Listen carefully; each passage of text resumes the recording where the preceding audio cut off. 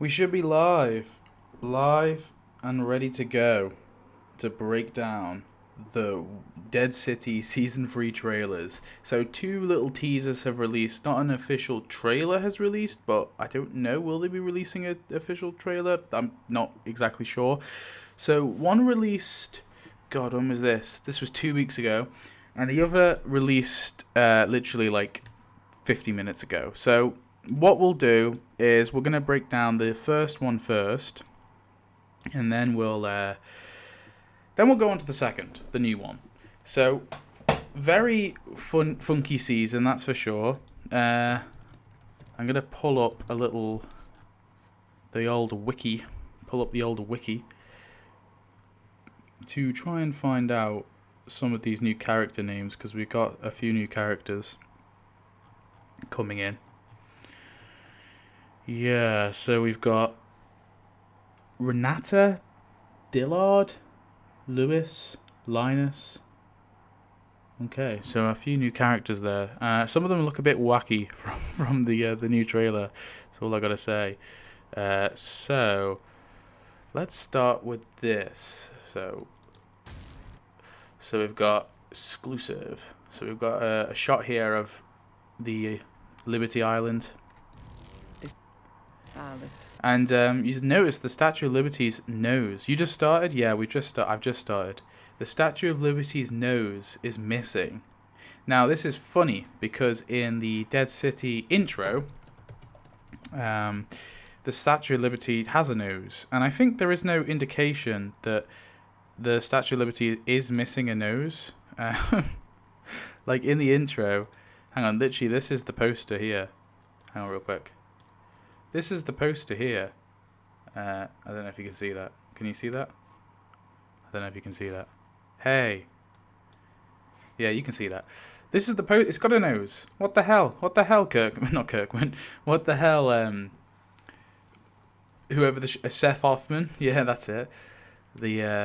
So, missing a nose. Very interesting. And it's all kind of like been, you can notice like on the arm there. It's all been bombed a bit.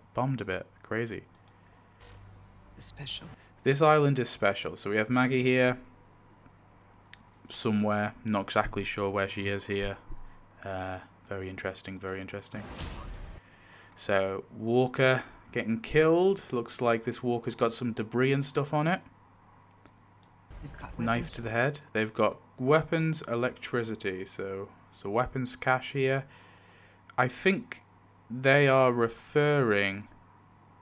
I'd love to see some tribes. Yeah, I'm hoping there are some new tribes. And we'll get onto that with the second trailer, because I think my theory with the Statue of Liberty community, a video I made a while ago about the possibility... Sorry, too close to my mic. About the possibility of there being a community in the Statue of Liberty. I think that might be true, just based on something in the second trailer. Electricity. So we've got gun, weapons, electricity. We can see here... lights on, and somebody's in that room. I think that's Negan, is it? Yeah, that's Negan. So Negan's in a room here. He's got like a little bar sign. It looks like a TV, possibly a CCTV monitor, maybe. Yeah, maybe he's actually watching CCTV monitor. Possibly. Let's have a little look. Gonna open up good old MS Paint. I can't exactly tell. Can't really tell. But maybe. We're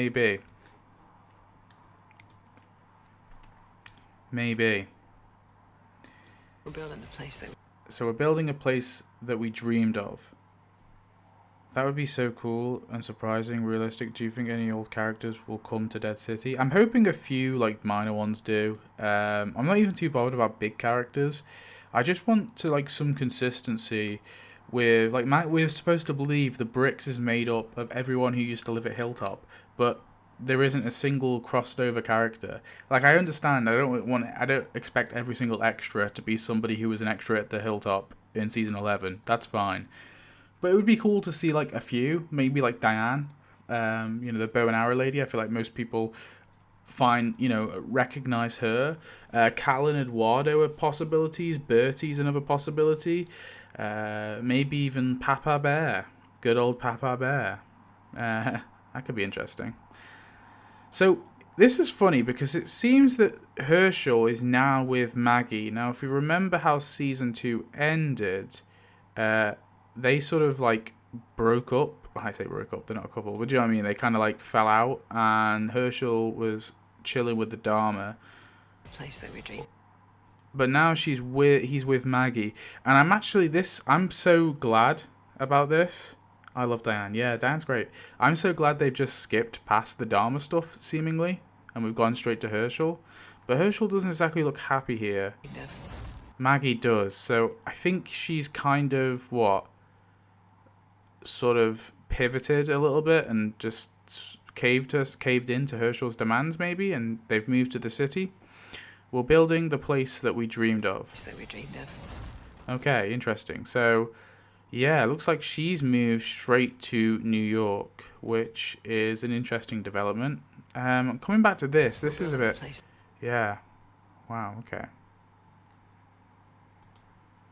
So we have a boot opening. Oh, this isn't a boot opening. Or, sorry, a trunk. This is a garage door. No, it's the back of a truck, you can tell. Yeah, it's the back of a truck opening. But we need people. So we've got Negan there, and we've got some of the new characters. So this lady here is Renata? I don't know how you say it. Renata? I think this is Renata. With Maggie there, Negan with his new Lucille, and this dude on the right, who I'm unsure who this guy is. Let me just check. It's probably... Is it this guy? I'm not sure. There's this guy called Andreas. Could be him. I don't know about it. Okay, it might be Andreas then. I'm not sure. I've only got a picture of the actor to go off. He looks different though to me. So maybe... I don't know if this is the same person. They look a bit different to me. But maybe I'm... That's the actor who's playing Andreas. I think maybe I think they look too different though. Yeah. Okay. We need people. We need you. We need you. So she's calling to Negan. So obviously this scene here must take place after even this scene. We need you. But then they might be splicing dialogue. They do that a lot. So yeah. We need you. Nope. So we've got Negan coming in. I think that is Renata, or however you say her name. We've got Maggie there, Negan there, and some others. Now this is cool as shit. What the hell is this thing? No one but little old me could keep this place safe. Look at this thing. What the hell? What the hell? So... Crazy looking walker. What the frick is this? Big bloated thing. I am partially reacting to this for the first time. I've only like skimmed them, so I've not really gone shot by shot. I think I missed this. Well, I don't remember it. Wow. This is a funny looking walker. That's for sure. What the hell? Crazy. Look at it. I don't even know how this is possible. It's like built to shit. This is a crazy looking thing. So no one but little old me could keep this place safe. So Negan hits it and it just blows up. Maybe it's kind of got like loads of methane in it. That's why it's like so bloated. Maybe it's like full of methane. Yeah, possibly. That would explain it, to be fair. So Negan smacks it, and then we have this guy here. Now this guy, I believe, is Dillard. This is Dillard.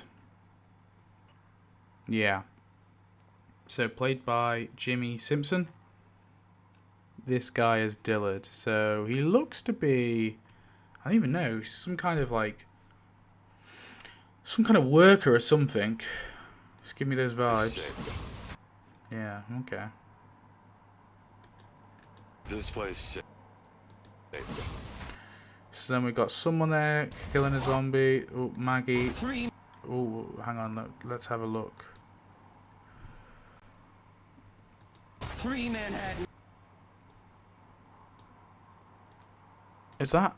I can't tell if that's Herschel. Who the hell that is? And no, this guy here is someone else. I think this is Luis. Yeah. So this is new character Luis here. You can see. This guy. So that's who this guy is, I think, in the background. Very interesting. Okay. Free Manhattan. 3 Manhattan. So then we have this woman on the zip line. Pulling a flare. So she's pulling a flare over. Okay. Sorry, I had to cough. Yeah. Bringing back the zip lines is kind of cool. So you can see her there on like an interior on a zip line. Oh no, this isn't an interior. Yeah, so she's inside somewhere. Because this shot goes from this to this. So she's inside some sort of warehouse that's full of walkers, I think. Because this could be outside. This up here looks like a ceiling. I'm unsure. Huh. Very weird. This does look like a ceiling, right? Manhattan. So she pulls the flare. 2 Manhattan. Okay, so then we have...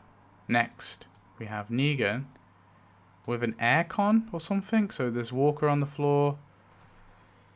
Ugh. I've broken YouTube. No. 2 Manhattan. 2 Manhattan.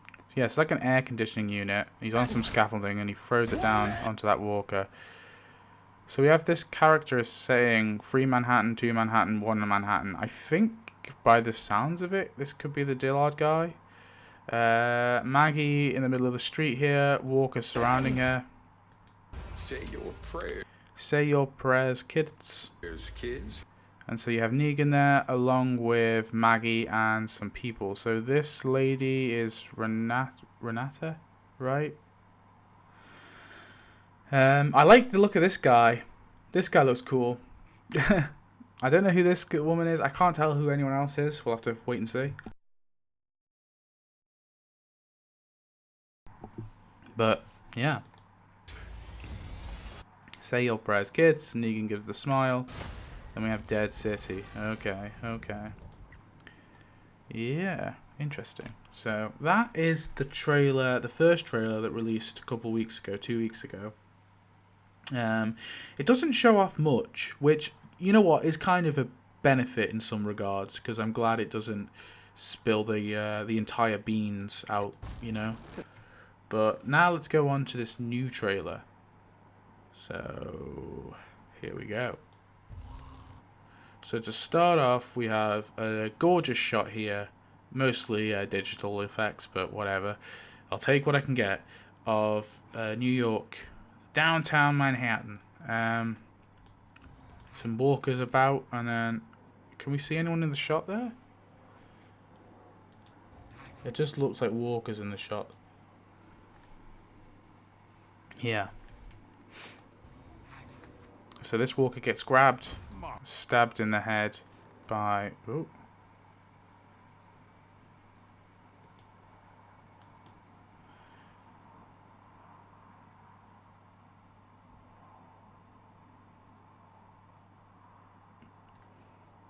Okay.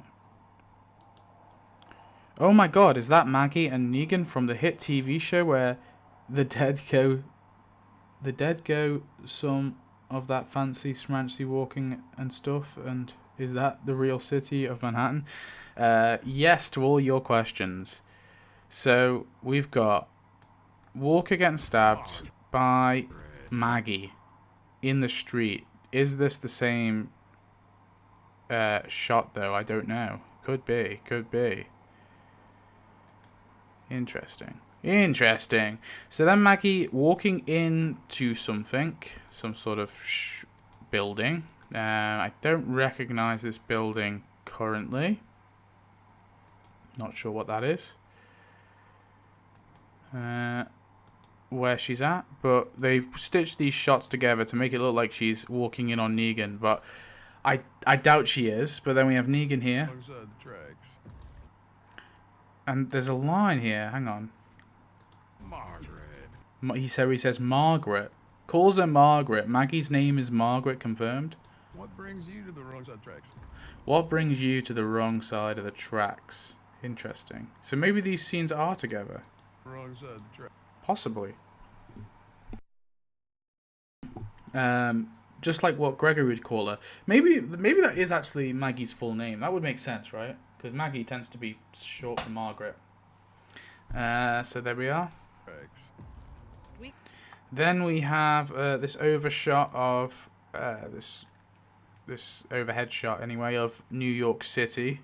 I do love these establishing shots, and I kind of do wish that they do them a lot in the premiere episodes or like in the big episodes, but you'll notice that they'll have like an entire episode, like I think it's episode 3 of Dead City, where they're just in the fucking woods. I wasn't a big fan of some of the aspects of season 2, just because I don't really like, well, they're in Central Park technically, but it's just, you know, like you promised us the city and you're giving us the most boring part of the city, like in terms of visuals, right? Or in terms of visuals we've seen before, that being like trees and that. You know, I kind of would like a bit more stuff in the streets, and obviously there is some limitations to that, I understand, but it would be cool if we can do that a bit more. We get the right kind of people, we can bring back Manhattan. So we get the right kind of people, we can bring back Manhattan. Now, I don't know about you guys, but We can bring back Manhattan. let's just have a little listen. We get the right kind of people, we can bring back Manhattan. That sounds stitched together. That sounds very stitched together. We can bring back Manhattan. We can bring back Manhattan. Yeah, it Kind does of sound people, we can bring back Manhattan. a little bit stitched up. Sorry, I got a cough, man. So we're in this kind of bar here. I'm trying to see these doors. Is this the same area as before? Possibly, yeah. It does kind of look similar. So maybe this is like Negan's little bar that he's got. Let's go back to this trailer, because he was in something here as well, wasn't he? Yeah. Is this the same location? Possibly. Possibly. It doesn't scream the same, though. Trying to think. It could be. I can't see no, because these aren't fairy lights, are they? It's not a big deal. It's not a big deal. It's not a big deal. I'm getting worked up on nothing. Bring back Manhattan. We get the right kind of people, We can bring back Manhattan. Okay, so Negan, or Maggie visiting Negan. I wonder how early on this is. I mean, obviously season 3 ends with them being at odds with each other, then kind of reconciling, and it's those two plus Pearly kind of stranded, right, in a random apartment. Bring back Manhattan. So this shot is in the methane lab, but we've got Maggie here with someone I'm not sure. So this will be probably, you know, in the... Not the theatre. Is it the theatre where they had the methane lab? I'm not even sure. Where did they have the methane lab? It might have been the theatre. Oh no, it was the cathedral? Was it the cathedral? I don't even remember. God, it's been too long. But they had the methane lab somewhere, so I guess that's where Maggie is. And this shot, oh. We choose the... So we've got the Statue of Liberty lights turning on. Now, real quick, can we see any curtains in there? It's too blurry.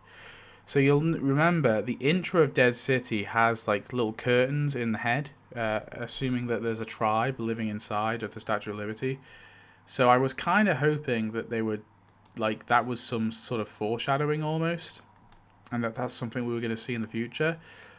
I mean, possibly we will be seeing it. Possibly there's a tribe living here.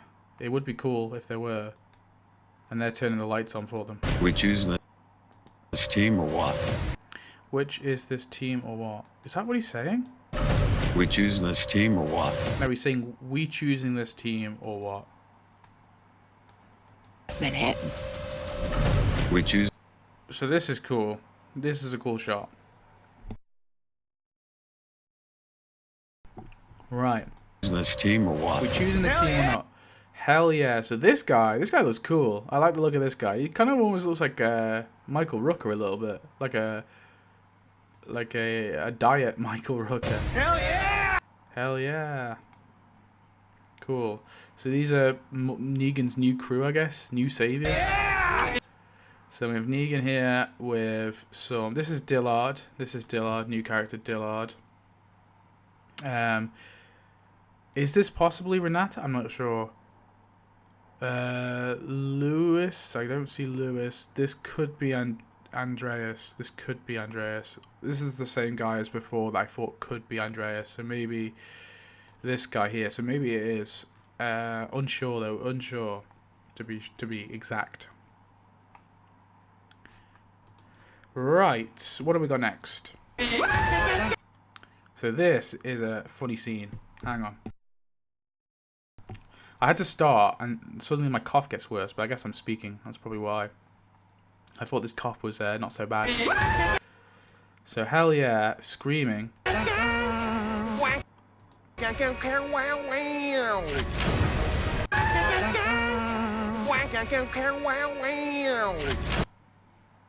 Okay.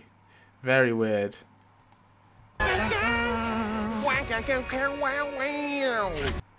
So Negan's singing this, Dillard singing, Renata at the middle there. Renata just kind of stood there looking a bit peeved off. So he's got his shotgun there as well, doing a little song, and then he cocks it. And Negan seems to be enjoying his life too. This is like the weirdest part of the trailer. So it doesn't look like Negan's in charge. It looks like he's just kind of like he's like one of the group almost. So that's kind of funny. Maybe that's going to be a thing. Next up we have where is Beth? Bring back Beth, and I will binge watch this. I mean, I think there have been some interesting leaks regarding that, but I'm not going to go into them. So we've got some walkers in the streets here. Again, I really like this shot. Don't care if this is mostly digital, it's still cool to see. I can take it being like looking a bit fake if they do more like external shots, exterior shots, you know, shots in the streets. So I like the look of this. I think it looks cool. Walker's coming. So this new character here, so this looks pretty fucking cool. So she's like ripped the skin off this walker's, or she's almost like ripped its skull open. I think that's his brain, right? Yeah, that's his brain. That's crazy. Has she not killed it already? I mean, his brain's exposed. Like, that feels like that's a decent chunk of the head there, but maybe she hasn't quite got the bit of the brain you need to get. So, yeah, this is kind of cool. Oh, didn't mean to do that.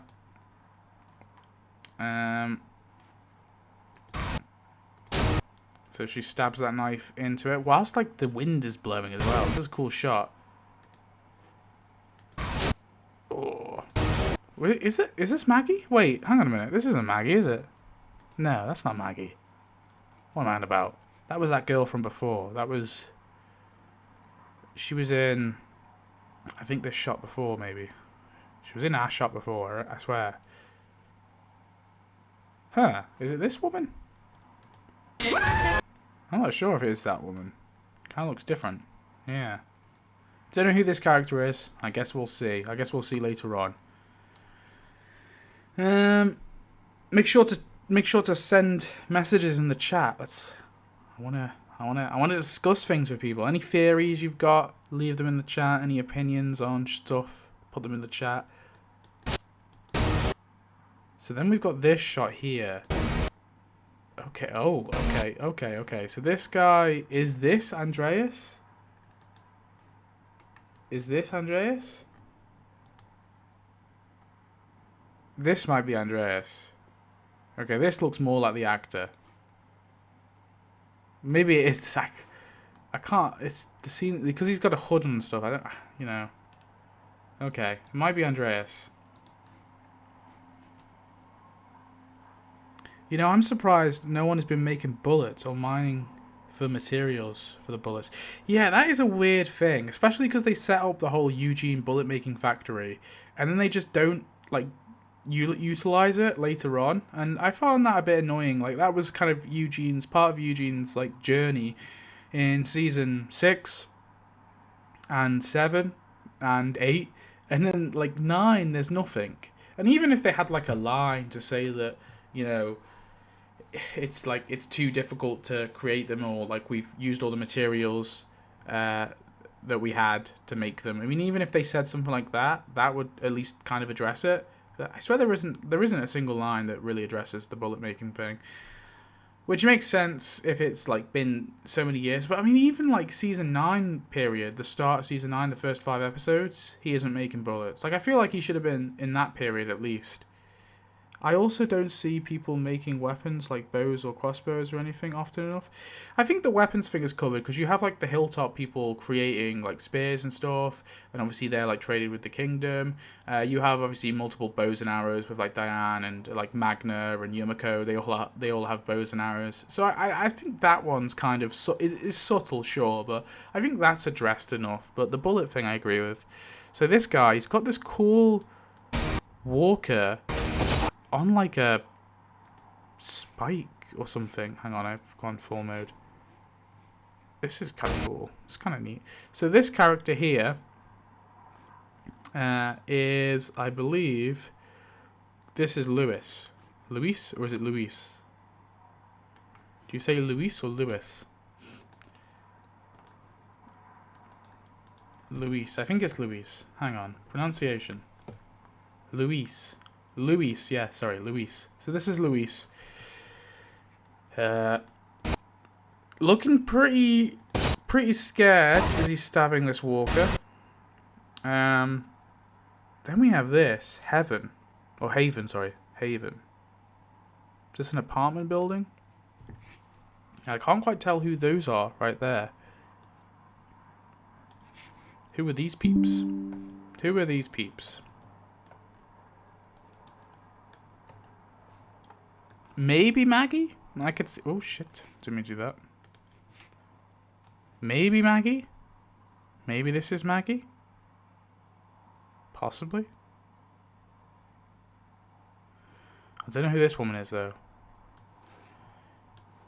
How could they possibly bring back Beth? That makes no sense. Well, they've already publicly said that there's going to be a dream episode. An episode that is basically all a dream.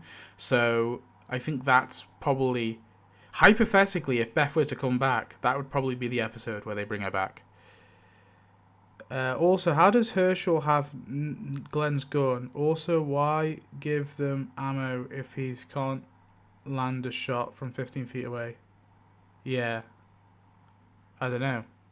Actually. Wait, he's definitely got Glenn's gun? His exact gun? Is that confirmed? Or is it just a similar gun? So body there coming down. Oh, it is Maggie. I was like trying to like analyze them from afar when they're right there. Silly me. Silly me. So Maggie and this lady, who I believe is possibly... Is this Renessa again? I don't even know. Let me just look at this actress. Mimi. So we've got Mimi LaQuia, is that how you say it? Mimi LaQuia?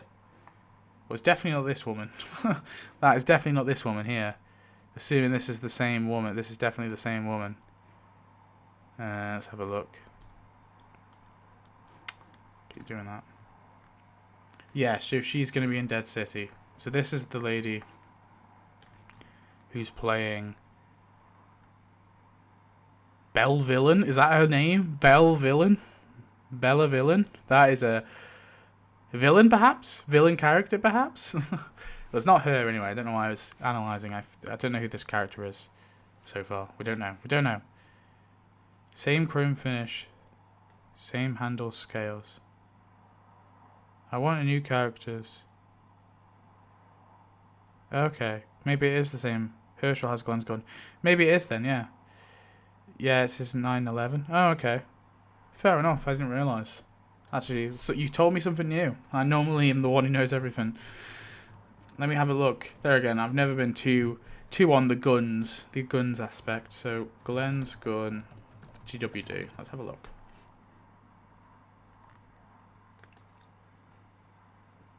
The series, wait. It's not this one, is it? It's not this Colt. Wait, what is the gun he uses? 1911, right?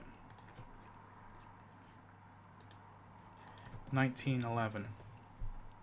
What is that? It's not the Colt MK Series 70, right? Chromed out. Come to think of it, she does carry a chromed out. Is it the same gun? I'll have to go back. Because it seems to be the gun that Merle had, right? Merle had it, and then Rick finds it buried in the prison, apparently. So this is the... This is the history of the gun. I'll just zoom out a little bit so you can see it better.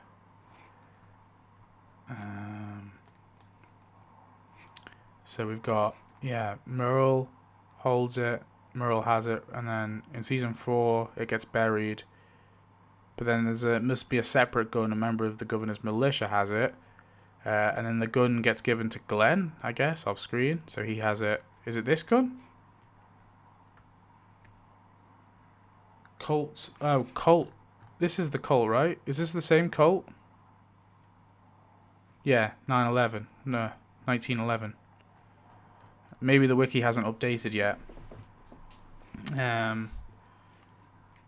Colt M9. Okay. Okay. Don't know if it's on. Is this it? Okay. Huh.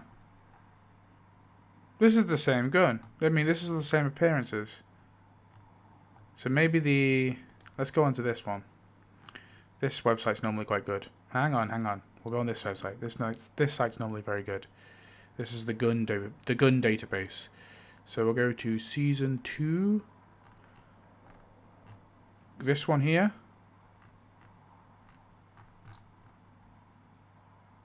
What is it? Colt A1. Nickel. This is the... Hang on. Nickel with pearl grips.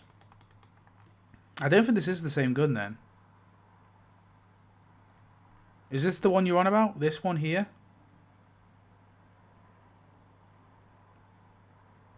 It's the same gun, chrome instead of blued. Well, it doesn't look like it is the same gun, because it's got like a total... It might be the same make, but it's got like a totally different finishing, right? And also, this is the gun that... this is Major Navarres's gun. She's the one who has this gun, and then Ginny steals it, and then Herschel fires it. Are you on about this gun? Because this is definitely not Glenn's gun.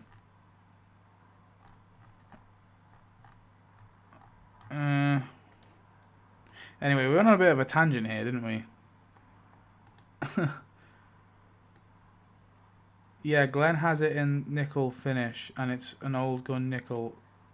It's an old gun nickel wears off. Is it? Hang on. Nickel. Right. We'll have to go. We're going back. We'll go Walking Dead. Season 6. Rick's gone there. Carol's gone.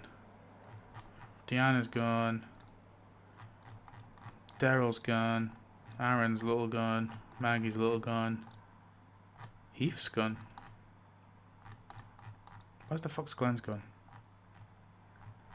Paula's little gone. Where is it? Ah, there we are. It doesn't say it's... So this is Parabellum. This is a completely different finish, surely. It is. I think this is a totally different gun by the looks of it, because this says Parabellum. Yeah, that's this gun. Where were we? And then we'll find, and the one that Herschel has, unless there's a different gun you're on about. Season 2. This is the gun that Herschel has. They're not the same in any way. Surely not. Wow, caught you live. I love the videos you make. Thank you to all the entertainment and fun ideas with The Walking Dead. Well, thank you for watching. That's really cool. I'm glad you did. I'm glad you watch. I'm glad you watch. It's been good. It's been great. Yeah, I don't know. I don't think this is the same gun. If this is the one you're on about. I saw the first episode, maybe called Trillium. Okay. When Herschel was younger, Herschel had it when he threatened Negan. Oh, when he threatened Negan. Okay. I thought you were on about the Dead City. The gun he had in Dead City. So, should we check that? It's definitely not the same as Dead City. We'll go Herschel. This is not the same either. This is a SIG. SIG Saucer. This is a completely different gun as well. Yeah. Totally different gun. Negan, not Megan. I have to say though, why is Negan still alive in season 3? Maggie should have said no exceptions and beat him to death like he did Glenn. I kind of in a sense I do agree, but I don't know. It's just I do kind of hate the concept of Dead City, just like alone. I haven't watched it in years. Fair enough. That's all right. I'm not trying to be mean. I generally thought that was like, you know, I wanted to fact check it is all. I believed you. That's so cool. What are your predictions for season 3 in terms of who may be killed off, or of course, well, it won't be Maggie and Negan. Yeah. It won't be Maggie or Negan. I mean, I don't really have any predictions. It's because this show is seemingly taking a completely new direction now. I don't think they're going to be really continuing off any plot points from season 2. I think they are just essentially like jumping off like a platform and doing something new with it. So for that reason, I don't actually have a prediction, really. Just give me a sec. I've got someone at the door, so give me a sec. Real quick, what we'll do is... Oh, fuck. Oh, do you know what? You'll just have to wait. Someone entertain people in chat.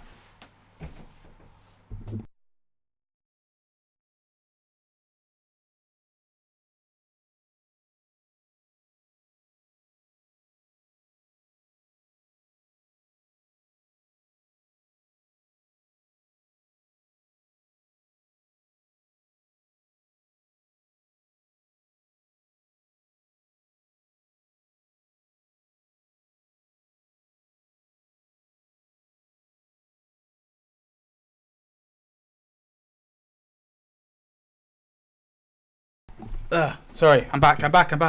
It's okay. It's awkward silence. I'm sorry. With a slight justice. So I was cheering watching the finale, and then she just doesn't do it. And I literally was the same. I was like, oh my god, are they doing it? But still, a SIG is an interesting choice for a kid when SIG has problems with misfiring. Oh, wow. Okay. It wasn't his gun, though, was it? Was it his gun? I don't remember. Yeah. Stop acting like you know the way ahead, like you know the rules. There are no rules, man. We're lost. You think walkers have spiders in their noses? I mean, maybe. Awkward silence, like their nasal cavities. Somebody start dancing. Cool. Yeah. Herschel steals a lot of stuff from what I can tell. Yeah, he does. Well, actually, that backpack. Maybe that gun he stole, but maybe that was his gun. I don't remember. I mean, it seems like this is the first time he has it. But, I mean, for all we know, this could just be his gun. Because he pulls it at Negan, right? Nobody else has it. But then Maggie has it later on. But, so maybe Maggie takes it with her? But then this soldier has it too? Do you know what I loved about early Walking Dead? Is all the characters they each had like different guns. Like if you look at like season 3 of The Walking Dead in terms of guns, right? Like look at this. So we've got Colt Python. It's just Rick who has it, right? You got this Colt Detective. So Laurie has it for a bit. Then Laurie dies and Beth takes it, right? It's now Beth's gun after Laurie dies. I mean, that was like, that's so cool. Then you have this cult official police. So this is Daryl's gun. I think this is the same one he gets in season 2, if I'm not mistaken. Let me see.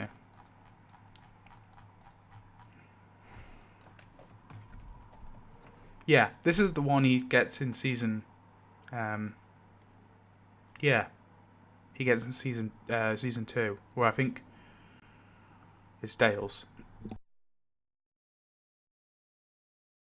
Be right back, chores. No worries. Sorry, back on my tangent. My tangent of a tangent. So yeah, so you've got this gun that's Daryl's, this gun that's Merle's, right? Different type. Smith & Wesson, this one's Herschel's. I mean, he only has it once. This one, so this is Tomas's gun, his little tiny gun that he gets off the prison officer. He says he got it off the prison officer, and after he dies, Carol takes it, and you can see her in this scene as well. Yeah. So then you have this gun, which is the Mexican guy's gun, the Beretta, which is Carl's Beretta with the fat silencer. Michonne has one too, though, to be fair, and well, that also is Andrea's. Yeah, but that's like Carl's gun. The governor has this chrome one, right? This chrome one, it's really cool. There's a Browning here. Okay. Okay, maybe it wasn't as consistent as I thought. I mean, they all look the same to me, all the guns. But yeah, I mean, for the most part, a lot of these guns are consistent. Like, it's pretty. I like the fact that this gun was Laurie's for a time, and then it became Beth's. Like, that to me is like really neat. I wish they would do that more often in the later seasons. What have we got? Whatever they do this season, I hope and pray they go back to the original Walking Dead side. I still love watching the spin-offs, but I feel like it's gone very fantasy-like for lack of a better word. Yeah, I totally get you. Some ways I do agree, but I would like a more grounded show. But I don't know if you can really do it with these characters anymore. I think part of the problem is it's like the Marvel effect. Right, you kind of get to this point where everything revolves around these characters, right? So back in season 5, you had the group, and sure, you had like Rick, and you had like Michonne, and you had Daryl. Like those 3 characters, you knew probably were never going to die. Like very, very unlikely. I mean, as well, you thought that Carl would never die too, but obviously we were wrong with that one. And it's like, they kind of have these big characters now, and now Maggie's added to that, Negan's added to it, Carol's added to it. You can't kill those characters, because those are the franchise. And that's part of my problem, is, personally, for me, the best Walking Dead show they could make in the future is something completely new. New characters, new setting, new tone possibly as well, like, or maybe like a more grounded tone like season 1. Or like season 1 and 2 and 3, like a gritty, grounded tone, brand new characters. That's what they've got to do to revive this franchise, in my opinion. Like, how you save this franchise is just not abandon these characters, but you need to focus on something on the side. So like that's why I call it the Marvel effect, because when you just do, you know, your Avengers and your Spider-Mans, and you kind of have the same tone, the same format, the same beat by beat, it just like fizzles out. And that's what's happened to, like, I feel like for Marvel films, although I'm not really a big Marvel fan, so maybe someone will disagree with me, but I think tangents are the best tangents. I think they need to do that, like new characters, new setting, new location. I'm going to say as well, probably outside the US. I think the US is a bit of a stagnant, boring setting now.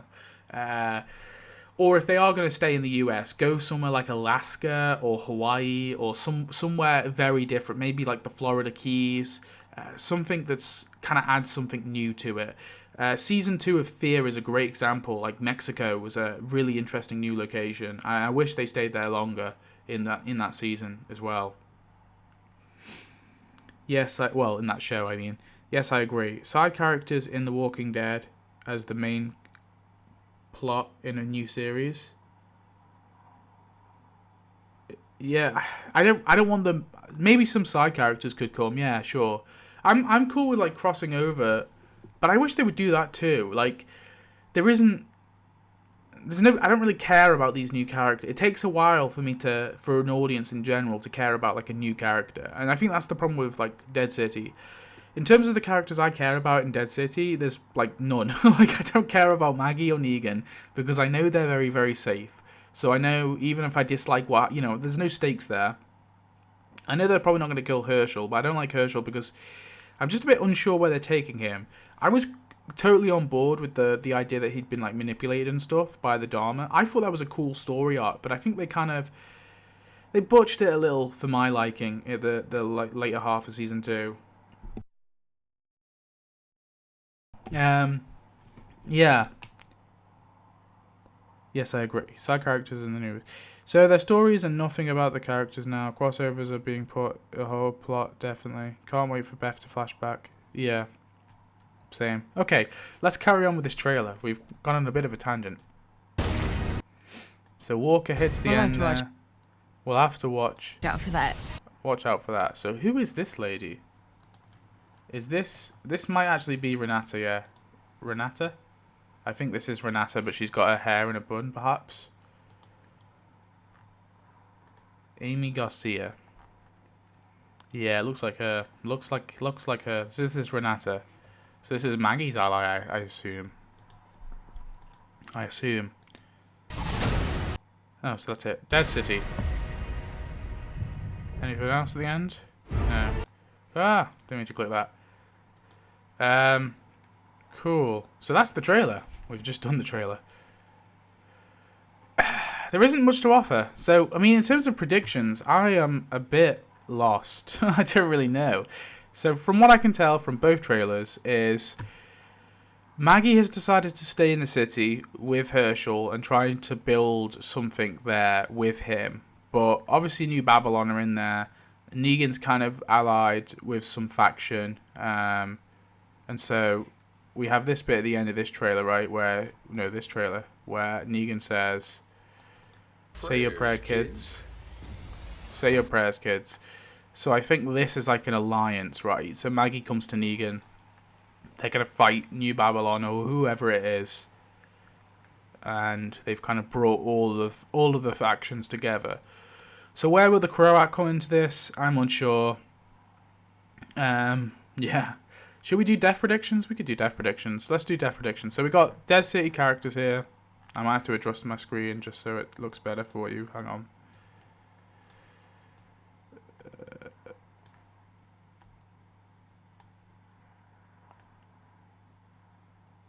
Right, let's go. So let's do some death predictions. So are we getting Maggie and Negan relationship now? I hope so. I actually think that would be funny. I'm in it just for the meme. To be real with you. Oh, I'm sorry. I didn't realize you were playing the trailer. That's alright. It's okay. You just made the stream longer. Can't wait for the Beth flashback. I think it would be interesting if we had a Walking Dead show where we had storylines in all over the world and maybe main characters. Yeah, that could be interesting. Like in Asia or Australia? Yeah. So we get in Maggie and Negan. I already read that show. Can you imagine if they forgot the Croat? I hope they don't. So let's do death predictions. So we've got Nina here. Nina. Is Nina even showed up this season? Last season? I don't think she did. She didn't. Who cares? Who cares about any of these these bricks people? I don't. They could all die for all I care. We got Maggie and Herschel. Neither of these two are going to die. Negan is not going to die. Pearly could. I could see Pearly die. I mean, Pearly isn't even in the trailers. He's not in the trailers once. Which is kind of interesting. So maybe Pearly's like an early casualty. I mean, a lot of the characters are not in the trailers. So that makes me a bit interested. Yeah, Pearly's not here once. So maybe Pearly could die. It's possible. I should be doing a death prediction soon. Oh, fair enough. The problem is, I think Pearly was a little bit underwhelming last season. He was getting pushed around a lot by Navarez. He just didn't really stand his ground very much, and then him being one of the two lineup people like made no sense. I felt like Pearly was a bit aimless last season. Now I think in season 1 he's a bit boring. I used to think he was kind of cool, but I think I was taken by his sick look and his name. I think Pearly is boring as shit, to be real with you. He's a little bit too much cowboy. Yeah. I think I want to see something a bit more interesting with Pearly this season, if we're going to be getting more of Pearly. Benjamin Pierce. Is he definitely confirmed to be coming back in season 3? It says Benjamin Pierce will appear this season, but I don't know. I don't know how true this is. Renewed for season 3. Lucifer Star. Aimee Garcia cast. Tweet the original account.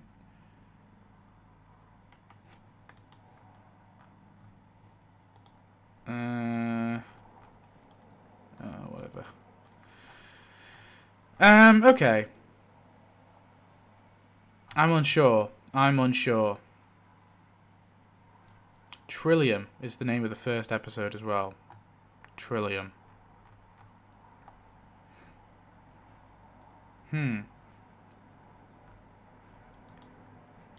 So will Benjamin Pierce show up? So he gets rescued by New Babylon at the end of season 3. Although he seems like pretty reluctant to go with them. So are they just like, from the looks of these trailers, it doesn't look like New Babylon even here? Because we don't get any we don't even get any sign of New Babylon occupying. I mean, they must do, right? Because that's how the season ends. Season 2 ends, but so maybe this is like, these teasers are from the first couple episodes, perhaps, because there isn't too much in these teasers. Like, I could believe a lot of these scenes are from the same episode, or like the same first 2 episodes. I mean, maybe all these teasers are from the same episode, actually. So maybe this is just like the gathering scene where we're getting our forces together. We want to build our home up, and then we're gonna kind of get into the stuff with New Babylon. And that would explain things, why we wouldn't see Pearly or Benjamin. Let me read the chat. Sure, I was surprised that Ginny died. They could just not. They could be just not in this season, possibly. He was a little bit too much of a cowboy, I think. He was interesting in season 1, but they butchered him in season 2. If so, he's dead, I think. That's what I said. It's also very broad trailer, though.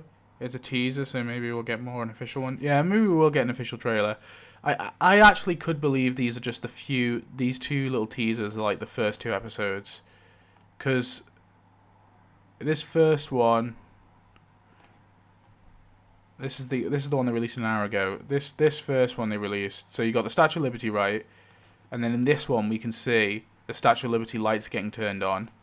So I think that's probably connected, right? Establishing shot. I feel like this is... Watch this. This is my prediction. Watch if it's right. This right here, this is the opening shot of episode 1. This right here is the closing shot, or one of the closing shots of episode 1. Watch me be right. Watch me be right. Or maybe I'm wrong. I could see that being a thing. Like, honestly, I could believe these 2 episodes, I mean, because there's so little stuff. These 2 might be like the first episode or the first 2 episodes. Because you've got the stuff with the methane, right? And then you've got this, like, methaned up walker here. This ugly little bastard. To keep this. So, yeah. We could get an official trailer in the first week of July. That's possible. They usually do that and then bring out more teasers of the episodes air. Yeah, that's what I'm thinking. This, like, it's like, this looks almost like an episode teaser. Not so much a trailer. But then there are like some teasers that do like mash in quite a few like episodes, but this just doesn't feel like it. It feels like they're showing us very little. So honestly, Pearly, I think Pearly has a. We could do like a little ranking maybe. Try to think of what I could do this on. We could do it in the chat maybe. I'm not sure. Have I got like a little drawer? Just picture in picture. I swear I had a little drawer. I used to have a little extension that allowed you to draw. I think I got rid of it.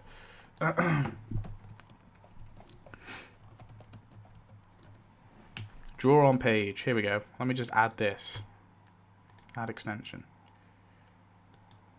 So it should be able to add that now.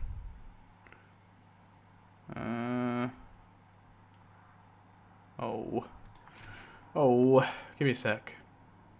I'm just fixing it up. Draw on page. Where the hell is it? Oh, it's there. Okay, cool. It should be added now. So, perfect. So what we can do. So what we'll add, we'll just do it in black. So green is safe, right? So these guys, safe, right? We're saying those are safe. Oh, that doesn't help me. That doesn't help me out. What the hell, guys? Okay. Can I undo this? Yes. Right, we'll just have to do that. So those guys are safe. Obviously, these people, I don't really know. I don't think the bricks is going to even be touched on, to be honest. So I imagine those guys are pretty safe. Then we've got, I think there's like a good, like, Negan's obviously safe. There we are. There's a good like 50% chance on Percy, Pearl even, and a good 50% chance on Benjamin, I think, of them dying. Yeah.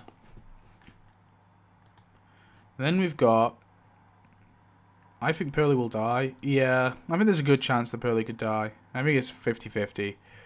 The Dharma, I'm hoping the Dharma dies like early on. I honestly think the Dharma is definitely going to die. There's no way they're keeping her alive past this season. I'd be very surprised. I actually think the Croat will return later on. I don't think the Croat will die. He's too funny. I think he's like too much of a meme character, and he's too connected to Negan in his past. I don't think they will kill the Croat. Who cares about Cole? Yeah, so I think the Dharma probably will die. Dre, if she comes back, I think she could potentially be like a person to go. I mean, she's had an appearance in every season so far, so she's somewhat recognizable. I don't think they're going to touch on this woman here, Mila. I don't think Christos' wife. And then in terms of these new characters, I feel like Renetta is an easy one to go. Maggie's ally seems to be close to her, definitely. Dillard seems villain material, so I think he's probably definitely going to die. This Linus guy looks pretty villainous material, so I could see him dying. Luis probably could survive. Bella villain. I don't even know. That's a funny name.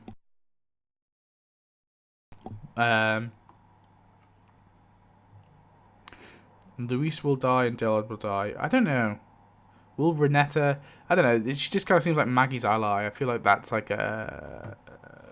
I don't know. That to me feels like definitely going to die. Also, is she series regular? Real quick.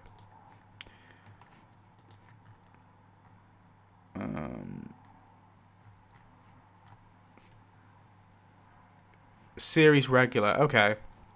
So maybe she won't die.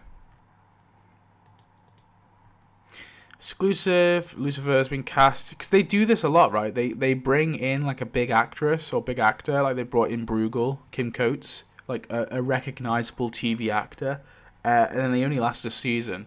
Did they do that in season 1? I'm trying to think. Who was in season 1? Was the guy who played Tommaso like a big TV actor at all? And Amaya? Like, who were they? Are they? I don't really know these actors, so. He's in the blacklist. So maybe he wasn't. Was Amaya a biggish actress? Karina Ortiz. She was in Orange is the New Black? Who was she in Orange is the New Black?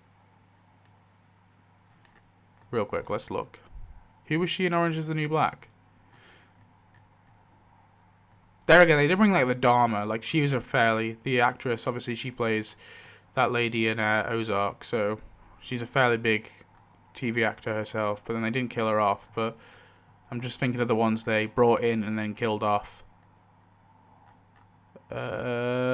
Maybe. Said she was in Orange is the New Black. Oh. Margarita? The pizza? No. I don't even remember this character. I've watched Orange is the New Black. Maybe I just don't recognize her. She's only in like 2 episodes in 3, 2 episodes in 4, 3 episodes in 5, and 2 episodes in 6. But she's a somewhat recognizable TV actor, I guess. So they do this. They bring in, because they brought in the one who plays Daya in Orange is the New Black. I forget her name. They brought in that actress too into season 2, and they just kill her off. So it tends to be like a thing that they do. They bring in these TV actors and kill them off. Like, they don't stay around. So I could see her not sticking around for a whole season, to be honest. What do we got? Hi, Seed. Hi. No one. The only thing that I heard from this season is that Emily Kinney is in it. Yeah, she's going to be in an episode. She's in one episode. So these episodes are going to be written by Seth Hoffman, who, if you don't know, Seth Hoffman wrote some of the best episodes in The Walking Dead. So he wrote Too Far Gone, he wrote Claimed, he wrote Us, he wrote Self-Help, which is an underrated episode. The Distance, Conquer, JSS, No Way Out, Not Tomorrow Yet. Yeah, he's written some of the best episodes in The Walking Dead, sometimes with help. And yes, you've got to acknowledge as well, as great as a writer as he is, this is something people always forget. Like, there's a thing as a writer's room, right? And so he would be penned to write this episode, but the rest of the writers in the writer's room would also have kind of coined the story for him, and also the showrunner. So when we say that he wrote these episodes, he did write these episodes, and I'm sure there is some of his voice in these episodes. For I'm not saying there isn't any of his voices in this episode, but a lot of these episodes are very action-based, like Too Far Gone, JSS, No Way Out, Not Tomorrow Yet. These are like high action episodes. So it might be the case that Seth Hoffman is just really good at writing action scenes, and that's why he was penned to write these episodes. He might also just be a great writer, but you gotta take into consideration, and this is why I'm not totally like glazing Seth Hoffman. The showrunner makes the final say with things, right? So season 4 and season 3, season 4 onwards, it's all Scott Gimple up till season 8, right? And then you could even argue though that later on he might have penned some of season 9, 10, and 11, because Scott Gimple was the chief content manager, right? So he was actually Angela Kang's boss. So you don't really know how much he was involved in those later seasons too. My point being is, I'm hoping to God that Seth Hoffman is gonna give it his all, and it's gonna be fucking amazing, because he's written some of the best episodes. But it's not a guarantee, is all I'm trying to say. Plus, he does have a pretty stinky season 2 to continue off of, so he's kind of been shot in the foot at the start of the race. Season 3 is the final season, right? No. This is a fucking rumor that's spread around. There is absolutely no confirmation that this is the final season. I think this is like, someone thought it was the final season. I think it was like some rumored article that came out, some like tabloid piece of some not reputable tabloid really said it was going to be the final season. But one big thing is they haven't advertised it being the final season. It's possible it was in talks, but the thing is, it's not been advertised as the final season, which makes me think they will decide if it's the final season when the ratings come in. I think that's what's going to happen. They're going to see the ratings, they're going to judge accordingly, and that will determine whether or not it's cancelled. Because if they knew it was the final season and it was already confirmed, they would be advertising. They would definitely, they'd be advertising that fact. The final season, because you want to try and get in as many viewers, so, calling it the final season is just a no-brainer. But I think that so far it being the final season is a rumor. It's not confirmed. There's no official release. There's no official press release to say it is, and actually it wouldn't make much sense because they haven't advertised that at all. So no, but it still could be. It still could be the final season, but I think they're just waiting for the ratings. Season 4 for D&D. Maybe, yeah. Maybe they're doing 4 seasons for both.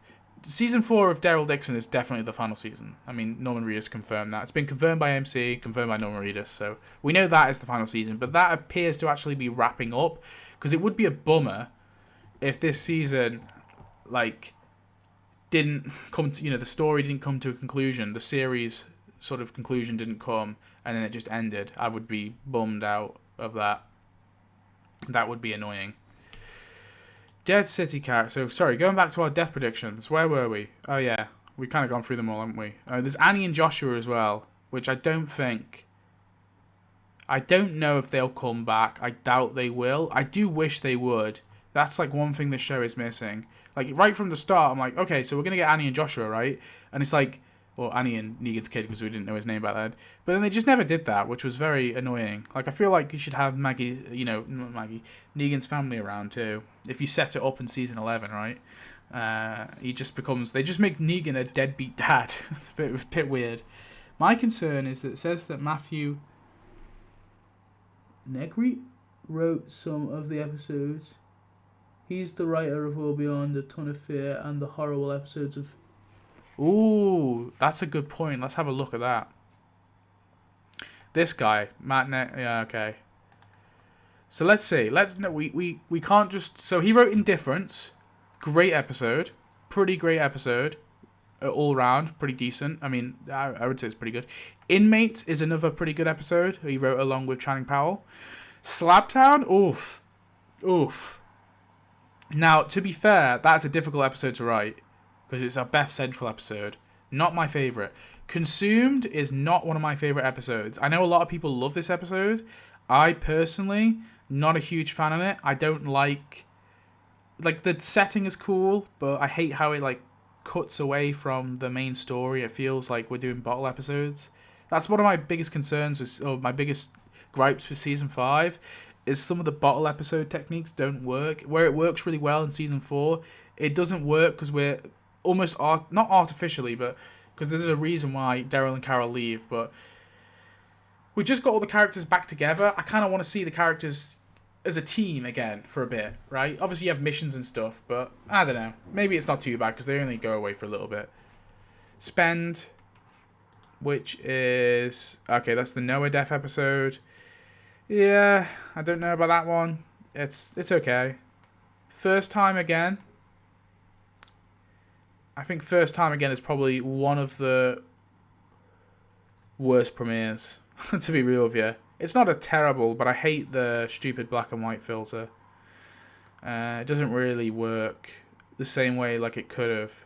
And I think it was like artsy for the sake of it. That's what it feels like. In Better Call Saul, they have a black and white. They shoot in black and white, and that makes sense because of like the context that the black and white is used for the future where like Saul's life is drained out of him. So that makes sense in that, but I hated it in First Time Again. Start to Finish is fairly decent. That's a good enough episode. Actually, I think that one's quite underrated. Knots Untie is meh. It's okay. Twice as Far. Really like Twice as Far. Great dark episode with Death and Denise. Last Day on Earth, he wrote that with Scott Gimple. I think Last Day on Earth is a little overrated, but yeah, the cliffhanger just ruins it for me, and I'm sorry. I'm sorry, it just ruins it for me. The Well, he wrote The Well, which is a tonal whiplash of an episode. Heart Still Beating, he wrote with Channing Powell.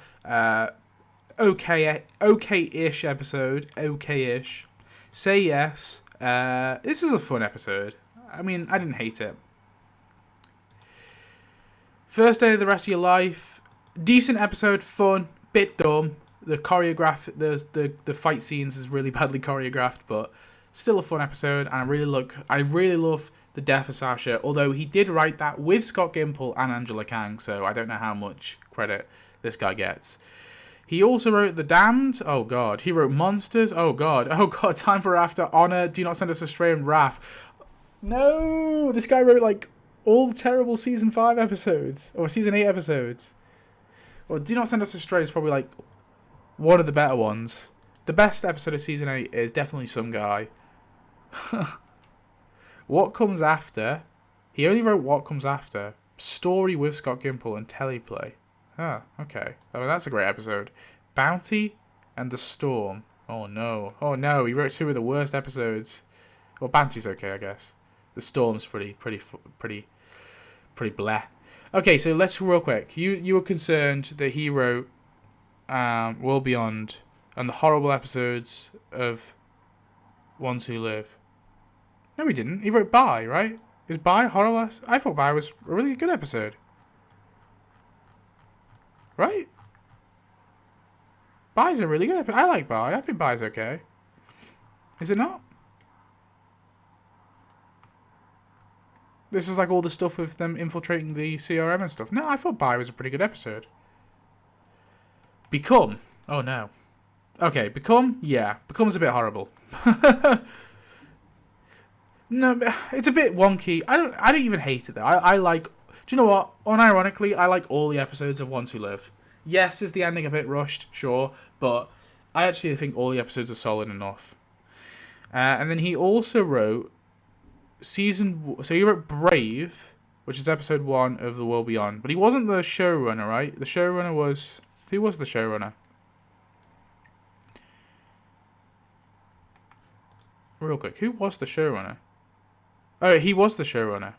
No, yeah, he was the showrunner. Oh, okay, so he was the showrunner. So all of The World Beyond is his fault.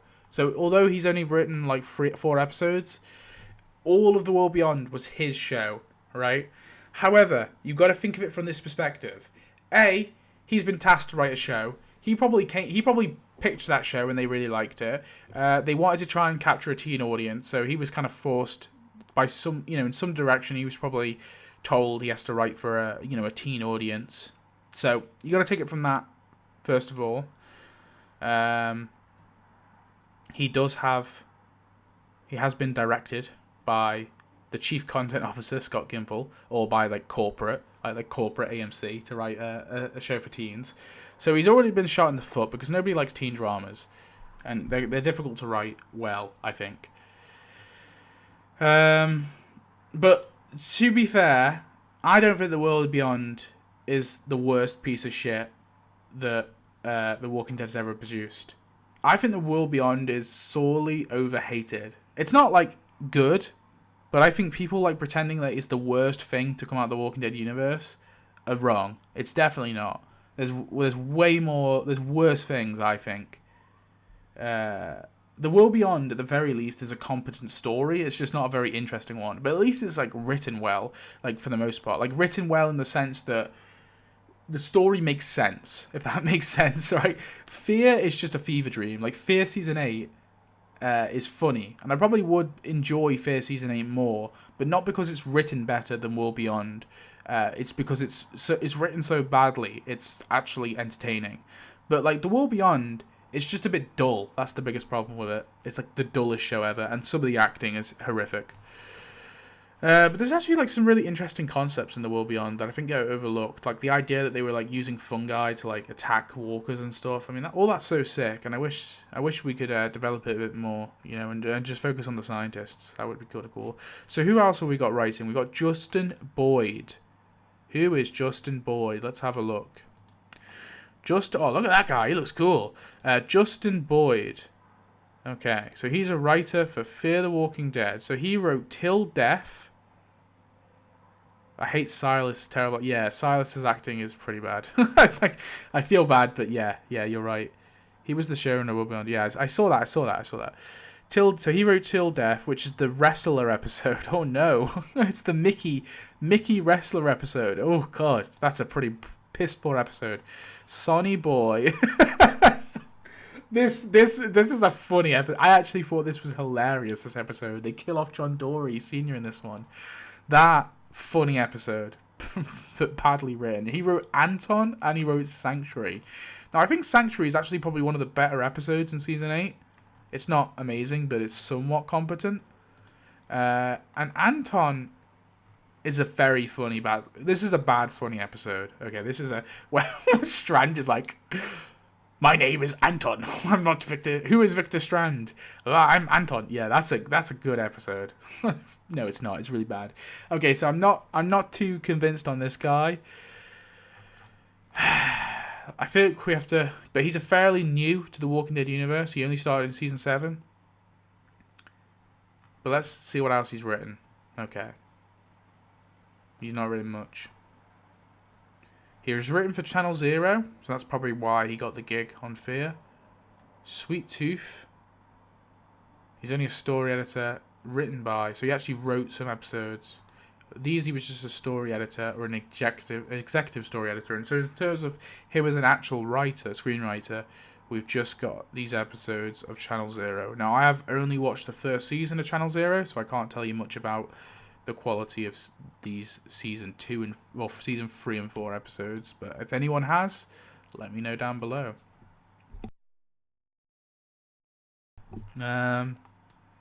Who else have we got? That's it. So we do have Mira. There isn't a wiki page for her yet, so let's have a look at her. So she's known for the Irrational, Lucifer. Okay, so she's written for Lucifer. Well, she's written 1 episode. Oh no, story by. Meaning she's... Okay, so she didn't even write the episode. She just, did the story for it. Partner track. I don't exactly know. In the UK, at least, in terms of... This normally means, concept and that someone else has written it. So, she's kind of come up with the concept. They've not liked her script. And then so someone else has rewritten the script. But they've had to give her the credit of story by. That's normally what that means. Which isn't a great start. Partner track. I don't want to speak too negatively because we don't know, right? This person might be a really great writer, who's been, hidden almost. Partner track. Not ever watched that. The Irrational. So honestly, we don't know. No, story editor. So she's a story editor. Written by. So she's story editor on season 2. But why she's written 2 episodes in season 1 of The Irrational, but then she's only done story editor. Oh no, she is written by. No, she's written by. Okay, but she became the story editor for season 2. So that's actually probably a good sign, right? Because you got to be a competent writer to be put on, to be the story editor, I feel. And then we got this JC, that's a cool name. JC Hellrick. Let's see what she's done. So we've got Galaxy Comics, which is short. The Banishing is short, so she's written a few shorts. The Person of Interest. Okay, don't know what this is. Patient 7, segment writer, and written by The Handmaid's Tale. Okay, Handmaid's Tale. Oh, fair enough. Okay. No, she's a regular on Handmaid's Tale. Yeah. Writer. Okay. No, I feel confident. I feel confident with her. Although she is only writing an episode with good old Matt. So, oh no, she is writing episode 6. Okay. So I think there's a decent writer's room there. Obviously, Scott Gimple will be ahead of it too. He'll be over... He's the chief. He's the chief of the lot of them. But we have Seth Hoffman, who's definitely a really good writer. Sure, Matt, how do you say his name? Negretti. He's not got some brilliant Walking Dead episodes in his, but he has got some really good ones too. He's got some stinkers in his rep, but he's also got some really decent ones. The others are new to the... Justin Boyd. Justin Boyd has got some pretty poor episodes, but he is fairly new, so maybe untapped, and he was under different showrunners. He's never, he's been under some, let's see, he was under the Fear showrunners, so you can't blame him too much. And to be fair, I actually think Sanctuary is a pretty decent episode, and I think there's elements of Sonny Boy which are okay as well, although I think some of it's very, very bad. So I could see him being good. He might just be an untapped. His potential has not been shown yet. Mira Barnum, I mean, she's story editor on that show, so that's given me some confidence. And then JC Hellrick, I feel fully confident with her. She's definitely a competent writer. So I think the writer's room is here. We've got a decent writer's room here, a decent collection of writers. Let's just hope that they pull it off, all right? So I think we've really talked about everything we can talk about. I've somehow made we've got essentially 60 seconds of Walking Dead footage, and I've made an hour and 20 minutes going through the stuff. Is there any news on Dead City that I've missed, perhaps? Anything new? Oh, I need to read the chat. He says, I think you should do a video about Gimple abandoning all these spin-offs in interviews. He's admitted that he doesn't even know what is going on in Fear and Dead City. Because my point of view is that Gimple is an amazing writer, but the spin-offs suffered because of his lack of attention to them. Yes! Thank you. So this is my problem with the Walking Dead fandom in general. The Gimple hate is so annoying because Gimple is the best writer on the show. He definitely is the best writer. Maybe other than to some degree, Frank Darabont is a great director, but I think Scott Gimple is a better writer than Frank Darabont. Yeah, I said it. Frank Darabont is a fucking amazing director. But in terms of, and I know I'm only focusing on what is Frank Darabont even much of a screenwriter? I'm actually curious. Did he write Shawshank, or did someone else write Shawshank? Okay, no, he did. He wrote them all. Okay, fair enough then.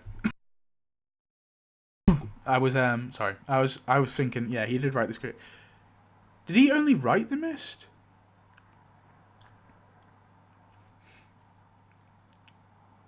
Wait, he did direct. He directed it as well, didn't he?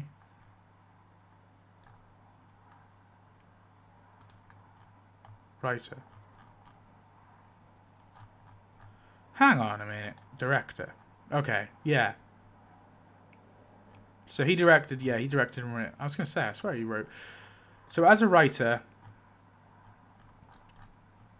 I mean, The Mist is really well done. The Green Mile is pretty good. Mob City wasn't great. I watched all of Mob City. It wasn't that great. Walking Dead, I don't even know. Would it be too cruel to say that Frank Darabont, absolutely Kirkman literally chose him to be the showrunner? Yeah, I mean, I think Scott Gimple is a really good writer. You can't deny that he definitely is. Now, did he fumble the ball with season 8? Totally. But I don't know how much of this is to do with Gimple. So the big thing that people always point to is the Carl death. So let's take the Carl death, for example. Frank Darabont was great, but he had 2 or 3 episodes to say he's the best. Yeah, I think that's part of the problem. It's possible that he would be better than Gimple in an alternative universe where both of them have equal amount of time as showrunner. I will admit that. Frank Darabont has such a small tenure. I mean, ultimately, he only wrote what? Well, I mean, he was only really the showrunner for season 1. You can't really count him being the showrunner for season 2 because he was pretty much kicked out straight away when they started filming, and most of the stuff they filmed under Darabont wasn't even used. So they reshot a lot of it. So I don't know how much of the story was Darabont's because he's only credited for the first episode, which makes me think. And that first episode was actually a combination. So What Lies Ahead, the episode What Lies Ahead, is a combination of the first and second episode, the original first and second episode of season 2. So how What Lies Ahead was originally meant to end was with the group Rick returning to Carol and her breaking down in tears as she realizes Sophia is missing. And you can see that scene in my season 2 delete scene video. Also, stay tuned for Sunday because the season 3 delete scene video is coming out this Sunday. Ooh, but yeah. So that's where that first episode was originally meant to end. And so all the stuff with them searching for Sophia, the church, Carl getting shot, getting to the farm, all that. Well, Carl getting shot is how the first episode ends, but all of that stuff was going to be in episode 2 originally. And so episode 1 was going to be them going back to the Vatos, Shane's truck breaking down, they return there, everyone's dead, they move on, and then they get on the jammed highway. And the jammed highway segment was going to be sort of more to the end of episode 1, and then Sophia going missing. Yeah, so I think all of that was Darabont. Sorry. But yeah. Not the rest of the second season is my point.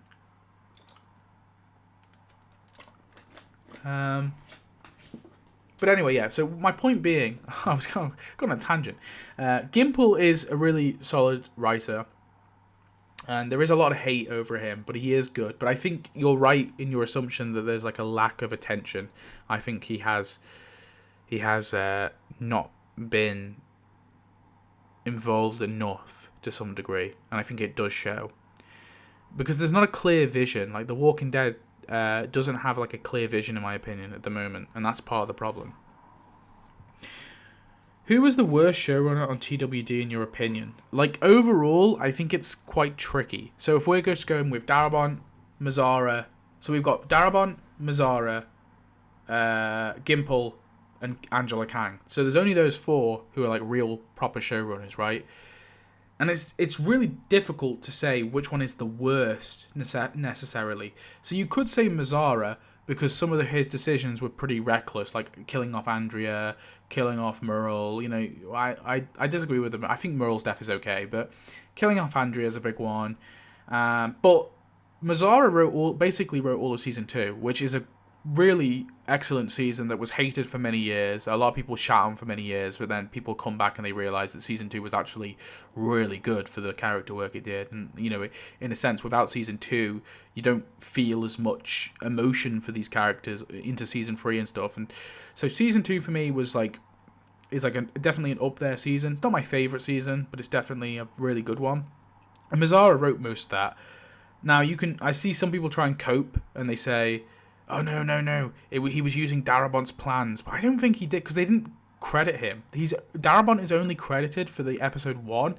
I think for legal reasons you kind of have to. But Darabont didn't want to be credited. That's why Darabont is credited on What Lies Ahead under a pseudonym. It's a different name. He's credited as... let's have a look. Ardif Bey. So he's credited as Ardif Bey and What Lies Ahead. He didn't want his name on What Lies Ahead. So he goes under a pseudonym, and you can see that Robert Kirkman also helped write it, which makes me think most of the story was like they had to rewrite it. We already know that they rewrote episode 1 and 2 to combine it into one episode. So I don't think Darabont was that involved in season 2. So Glenn Mazzara made season 2 and also made season 3. Season 3's got some faults, but season 3 is also like a really up there season for me. I think it's a great season. Yes, it has a few faults here and there, like the death of Andrea. A few, I think all the episodes are pretty decent, but I think Andrea is probably, and what they do with Andrea maybe is somewhat. I don't hate it personally, but I can see why some people do hate it. Yeah, I'll get on to Kang, don't worry. So then we have Gimple. Gimple is probably the best showrunner because some of the show's highs are there. So season 4 is the best season in my opinion, all done by Gimple. Season 5, not my favorite season, but some people's favorite season.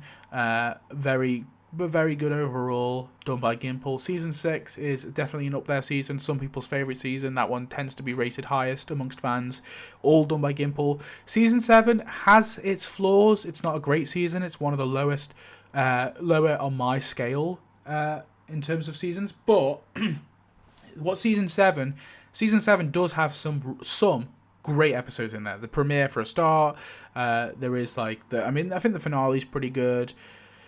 There's a few really decent episodes in season 7, and then you have season 8, which is terrible. But I think the problem is Gimple only has so much control, and we know for a fact that Gimple has to be a yes man to some degree because Darabont tried that.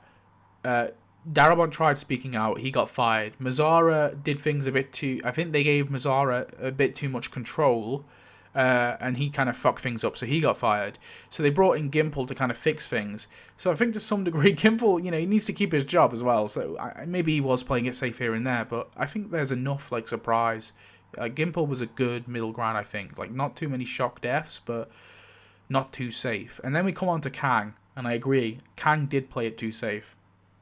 Angela Kang is probably, I think, unironically, if I had to say who is the worst showrunner, it's got to go to Angela Kang. It would have to be Angela Kang. Not that I think that she's awful, like terrible, like everything she does is bad, but like some of these seasons, like I think her seasons are some of the worst. Like 11 is down in the dumps for me with season 8. I know some people like season 11. I don't understand why. Season 11 is the most disjointed season there is. It's too many episodes, too much plot, but then they somehow also rush through the plot. I don't understand why we had to have the Reapers as a story arc. Why couldn't we just get straight into the Commonwealth? There's so many questions I have for season 11. Season 10 is also a pretty poor season too. They kind of they repeat the mistakes of season 8 almost with season 10, where they extend the Whisperer conflict to an entire 16 episode run where it just didn't need that. Like, see, this is the problem with season 8. Season 8 is that they tried to make the Savior story arc span 2 entire seasons. Not only 2 entire seasons, because you also had half a season of setup in season 6. So essentially 2.5 seasons is the Savior arc. That's too much. Now, in what they do in season 9, which I really like, is they slowly set up the Whisperer stuff, like they did with season 6 in the Saviors, right?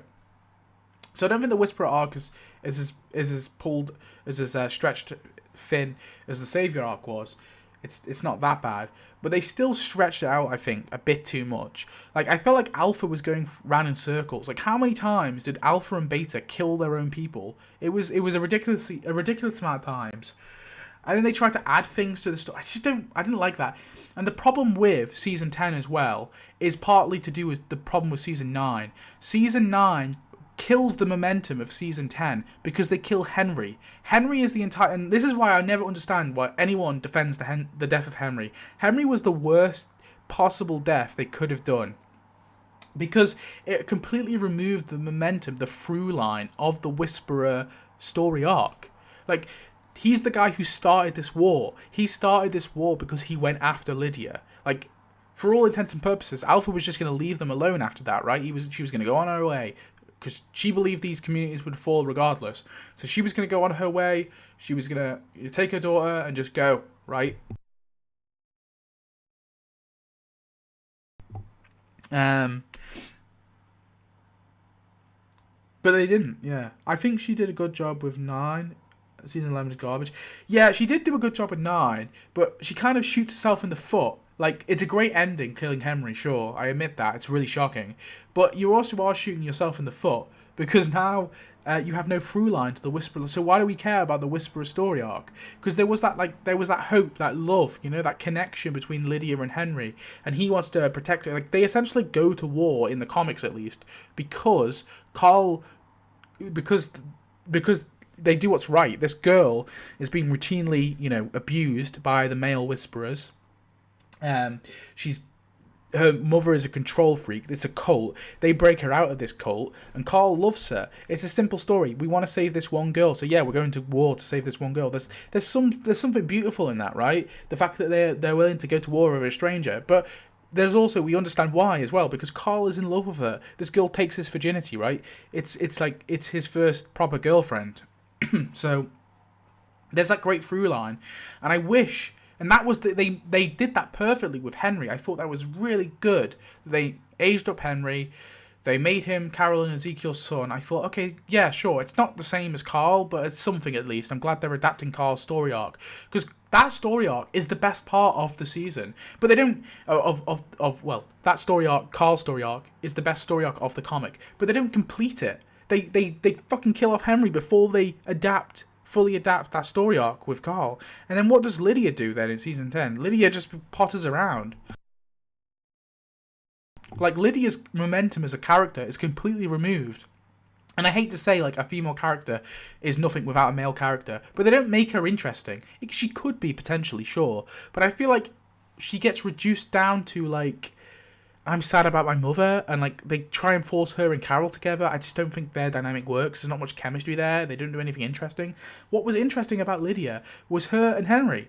that was the couple. That was the through line of the war. Like and you needed to kill off the person you killed off was not Henry. It was Ezekiel. I realize you want to subvert expectations, but it felt like it was. And I knew Carrie Payton didn't want to be killed off, and I think Carrie Payton's a great guy, great actor. I love him, but his death was so perfect for that moment. He brought all these communities together, so it would have been like a bittersweet end. It would have been the perfect bittersweet end, and not just underwhelming like it was in the comics. Okay, so basically 0 main deaths. Yeah, that is part of the problem with season 11. It does feel low stakes, like no one dies. Apart from Rosita. And apparently that was added as well. You got to think, that was the actress saying, hey, kill me off. There wasn't even going to be a death there at the end.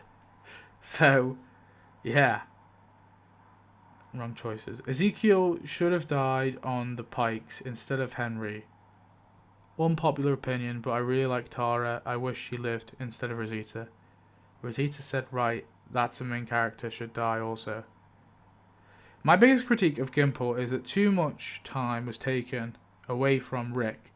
He's only in about half of season 7 and 8 episodes, but still definitely the best showrunner. Okay, real quick with that. I agree with you, but how much of that is Gimple? Because there's only so much you can do. Like, you've got all these fucking communities that you've got to focus on. So I think that's where Gimple started to go wrong. I don't know how much of this is Gimple and how much of this is other people, but for a start, you get rid of the ocean side. It's pointless. Get rid of the scavengers. They're pointless. I know there's the whole thing with, you know, Rick getting taken away in the helicopter, but we can fix that right. We can have Anne or Jadis be like a savior or something instead. So you get rid of the scavengers, you get rid of the Oceanside. Oceanside should have just been written. Like, Oceanside doesn't do anything in the entire show. The only thing they do of any like importance is start murdering the saviors. But we could easily replace that with some hilltoppers, right? Rory's remember Rory, the 16-year-old that Negan killed? Yeah, Rory's parents do that. They're the ones that go on the murder spree. So we don't need. Yeah, you don't need to have the Oceanside. You don't need to have the scavengers. You just need the Saviors, the Kingdom, the Hilltop, and Alexandria. Okay, 4 communities. Keep it simple. So we've cut loads of plot there anyway. But yeah, the part of the problem as well. You're stretching out such a small story arc over 2.5 seasons. I mean the actress. I kind of agree with making it more accurate, but I also loved Ezekiel. But yeah, the Pikes had some bad or just odd choices in the show.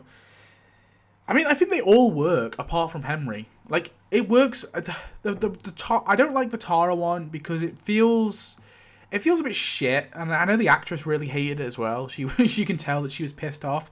But I think the problem with the Pikes so the problem with Tara is she's not really set up as a big character. She's kind of like slowly getting into the groove of being the Hilltop leader. But we've already just lost a Hilltop leader in Jesus. So it's a bit like, oh, shit, she's dead.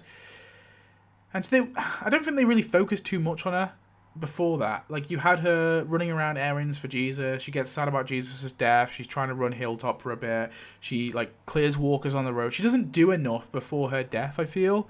Where at the very least, at least Rosita would have, because you had the whole, like, pregnancy thing. Like, the Rosita one would have been more shocking. So I think, and actually probably more tragic. So to some degree, I actually think it would have been better if it was Rosita. But then I do like some of the stuff they do with Rosita later on, so I'm unsure. I think DJ was a good one. I like DJ. Ozzy and Alec just shouldn't have been there. The fact they wrote in another faction just to put on the Pikes was a bit silly. We could have just had some more background characters. DJ, I think, was a good one. Good recognisable character. They made him very recognisable throughout the whole season, so you recognise him when he gets beheaded. Tammy was a good one. I like Tammy's one. I'm okay with Enid, honestly. I think that was okay, because I feel like the Alden stuff later on was fine. So, and the whole motivation with not seeing, with Mary and Adam, the baby, and that kind of conflict, and why Alden's so salty. I mean, I think all of that was okay. So I'm probably fine with Enid being killed, and to some degree, I think after this sounds bad, but after you kill Carl, after they kill Carl, I don't really see much use for Enid as a character, because she is like, I hate to say it, but there are sometimes just characters that are like the boyfriend girlfriend, and that is their character, but that's not necessarily bad, and they can be more than that. But the problem is when you kill off the other, that you kind of lose the good part of, like, that character kind of falls apart. Like, they need that anchor. It's not just with female characters, it's with male characters too. And I don't necessarily think that's bad. Like, the character stands on their own in some way. It's just when you remove their partner, they just don't work as well. I think one good example is I think one example of where this doesn't apply is Maggie and Glenn. Like, Maggie is a solid character, and although she does irk me a little bit in season 11, Maggie's a solid character throughout season 7, 8, 9, without, well, I say 9, well, the start of 9 anyway. She doesn't have Glenn there. She's a solid character. She's a character that can stand on her own without, her partner. But Lydia wasn't there yet, I don't think, and maybe that's part of it. Because imagine Glenn and Maggie get together and they kill off Maggie, or they kill off Glenn in season 3. I don't think we would care as much about Maggie. So I think that is, yeah, Sasha. She was really good. Yeah, I like Sasha. Sasha's great. Like, Sasha lost Bob, and Sasha still stood on her own as a character. And then she lost Abraham. She still stood on her own as a character. But Lydia doesn't. Lydia doesn't stand on her own as a character without Henry. And I'm not saying that she couldn't. There definitely would have been a way, but as she stands in season 10, I don't think she does.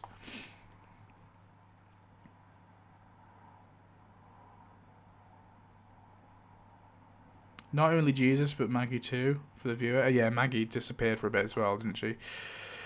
So yeah, if I had to, all in all, long tangent, but all in all, worst showrunner, I think I would actually have to say Angela Kang. Yeah.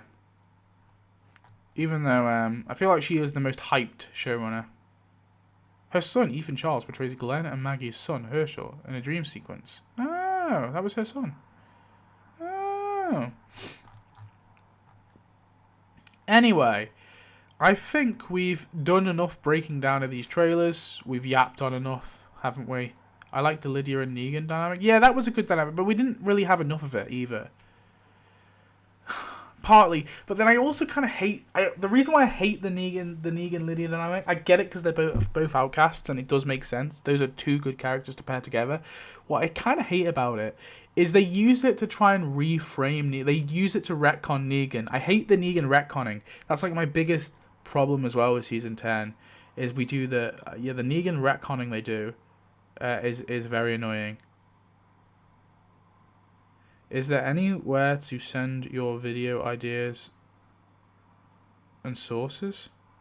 What do you mean, video ideas? Is there somewhere to send you video ideas and sources? Oh, like, send me video ideas and, like website sources?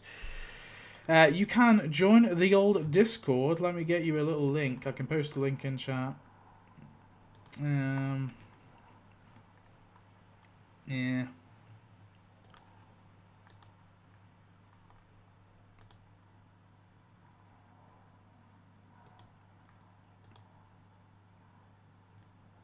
Let me give you a link, sorry.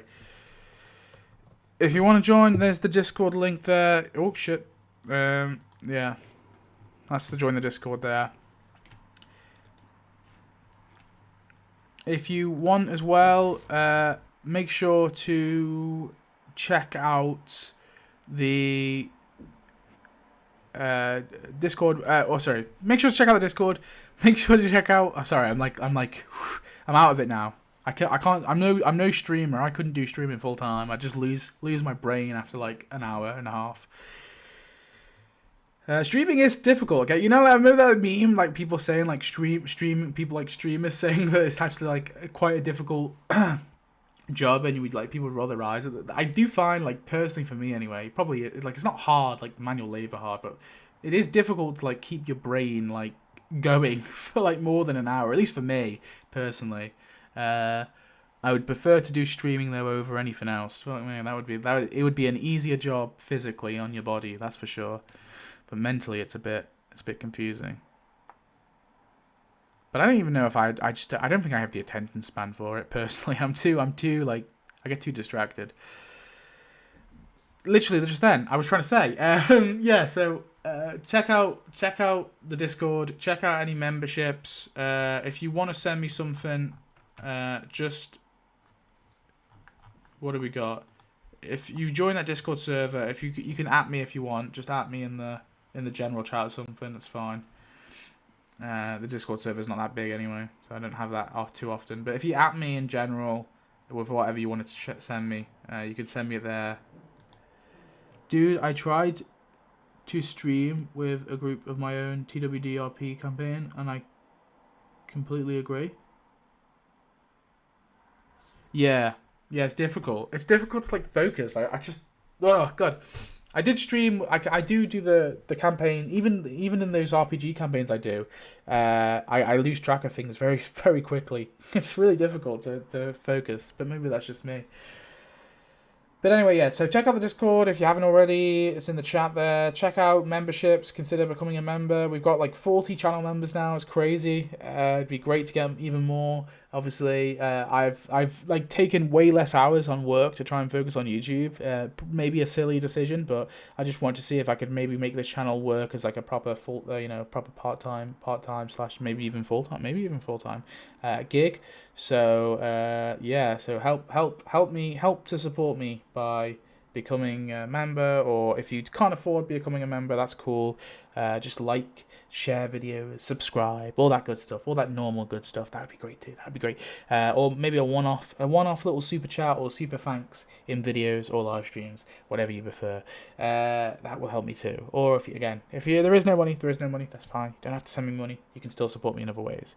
On top of that, this Sunday I have my long-awaited Season 3 deleted scene video. So one way you could really support me is make sure to be there for the premiere, or at least in the first 12-24 hours.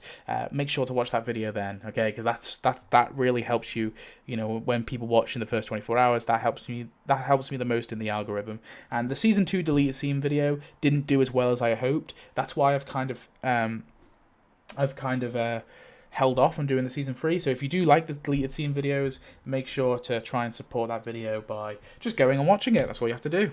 Nothing major. Obviously, money and stuff is helpful as well. Yeah, I've been watching them because I sent the application, but you're definitely the better GM/DM. Because I sent in the application. Did you send? Oh, yes, you're Slade. Yes, oh, sorry. I've been literally talking to you. Wait. Hang on. Yeah, you're Slade. God, man, completely blown me out there. I didn't even read your name. Like a video about Carl's death would be amazing. The timeline suggests Morgan was supposed to be. Oh shit! Yes. So that's a good idea. Wait. You've got sources on that? Where are you? Are you in the Discord? Join the Discord, please. Okay, no, I did a massive deep dive into the Carl stuff because I'd hear. Okay, whew, you've completely recentered me. I have to go on a tangent now. I went on a massive research stream with this. Well, I didn't do a research stream. It wasn't a stream, but a research tangent or a research night where I looked into this because I always believed I've got wildly different pips on here and Discord. You're good. Okay. Profile pictures on here and Discord. Oh, I see. Profile pictures. Yeah. So the Carl theory. Everyone says that the main thing, because I did a poll like a few months ago where I was just seeing what general audiences believe to be true, and people were saying it was because they believe it's because of his age, him turning 18. But this is ridiculous because in no world, like, acting is one job. Like, people seem to think that when you turn 18 as an actor, you suddenly get a pay rise, a guaranteed pay rise. That is not true. That has never been true. Acting is the one job where you normally have a contract in place. So it wouldn't matter. His contract would have been in place. And he even said he signed a 1-year contract, right? It was a 2-year contract with a 1-year guarantee. So essentially he signed... just before season 8, he signed a 2-year contract with a 1-year guarantee. But this is standard practice. That would be the contract he'd sign anyway. Meaning, he started filming at 17, continued filming when he turned 18, because in season 8 he is 18. Chandler Riggs was 18 when he filmed most of those episodes in season 8. So the idea that they fired him because they had to pay him too much is a silly assumption. Because he literally was 18 when they were filming part of season 8. That contract would have been the same. So if he stayed into season 9, he would have been paid the exact same thing he was when he was 17. So that whole thing is ridiculous. On top of that, when you have a child actor, you actually have to pay more in some respects because there's all these child labor laws. So, for example, you cannot film. You can only film a few hours a day with a child actor. So, like, it actually like really hurts the production because say if you have Chandler Riggs and he's 16, well, you can't film him for like 8 hours. I forget exactly what. Let me just double check. How long can you film child actor? USA, Georgia, labor law. Let me have a look. So mine is between the ages of 16 to 18, may be at the location up to 12 hours per day, no later than 12 a.m. on a school night, and no later than 2 a.m. on a non-school night. So there's all these like rules and laws, even for like a 16, 17-year-old. It's only when they turn 18 that things like those laws are basically, thrown out. So the idea that they fired him because he turned 18 is ridiculous. On top of that as well, you have to have a tutor on set. You have to hire a tutor for the actor because they have to do school. So if they've got a school day, they can't just like, if you're filming during a school day, you have to have a tutor on set to be teaching them their like school lessons. And I imagine I read interviews where Chandler Riggs literally says that there was a tutor on set for him because they had to film some days during school weeks. Whoa! Welcome to Rookie Survivor. Hello! Were you Rookie Survivor? Oh shit! Oh thanks, you bought a membership. Thank you very much. Thank you. Thank you, Pigossi Whiskey. I thought you were already a member. Have you been a member before? I swear you were already a member. That's what was really confused me then. Thank you. But yeah. Sorry, you distracted me. But thank you nonetheless. So it would have been cheaper. It would have been cheaper. So this is a complete myth. This is like some bullshit rumor that's come out of Reddit. I'll join. The rumors of him being cut for money also come from his father, which were allegations his father was a nuisance, kept charging for fans for unsolicited... I was. Oh, you were a member, yeah. Sets and everything. Yeah, I've heard the father. I don't want to like go too deep into that because it feels a bit cruel, but I think the father being a nuisance has a bit more legs to stand on, just from the fact he posted that Facebook message and then was forced to remove it. But then I totally understand from him as a father. But these things as well, these rumors. There's no proof of that either. That he was paying.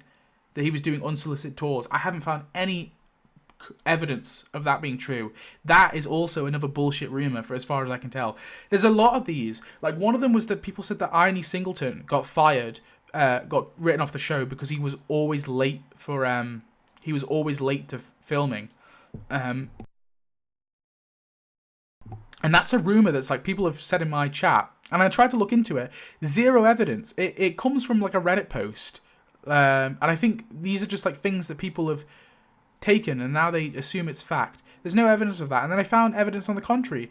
The fact is, he was killed off because they were going to kill Carol off, but then they came up with all this, like, they basically went to the writer's room and they felt like they needed another death other than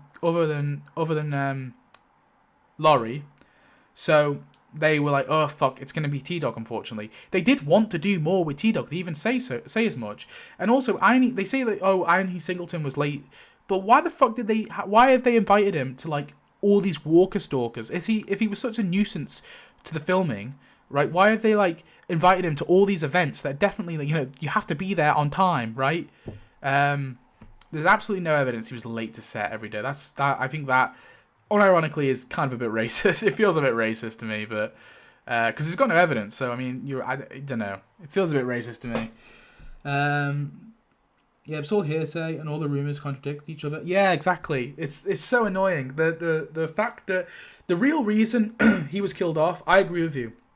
I think what happened is Fear's ratings were down. The showrunner had just left. The producers came to Gimple and they said, "Listen, we need a character to cross over from the main show to Fear, and we also and I think."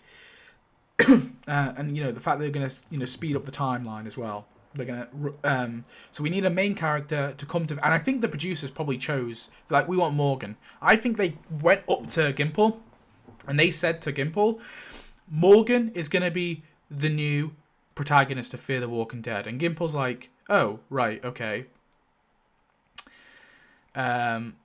Really? Are you sure? Really? And I think Gimple was planning to kill Morgan off in season 8. So that big Carl's death was going to be Morgan's death. And we can tell that this is true because Morgan builds the fucking cell that Negan stays in. So it would have just been... And also, Morgan had already outlived his death by that point. Morgan's whole arc was all life is precious and, the killing is wrong. Rick completely rejected that story arc. That whole time. I think it was quite evident that Morgan's death was set up.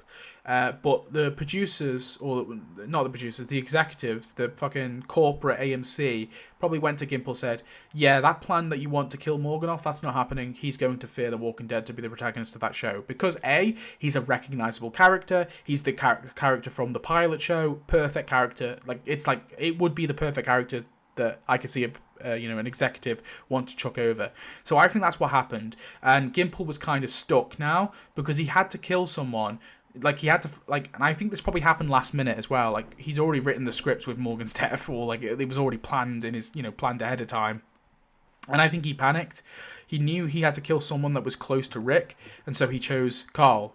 Who else could he kill? He couldn't kill Daryl because Daryl is too much of a pull-in for fangirls and shit. Carol's probably not close enough to Rick at this point, so you can't really kill Carol.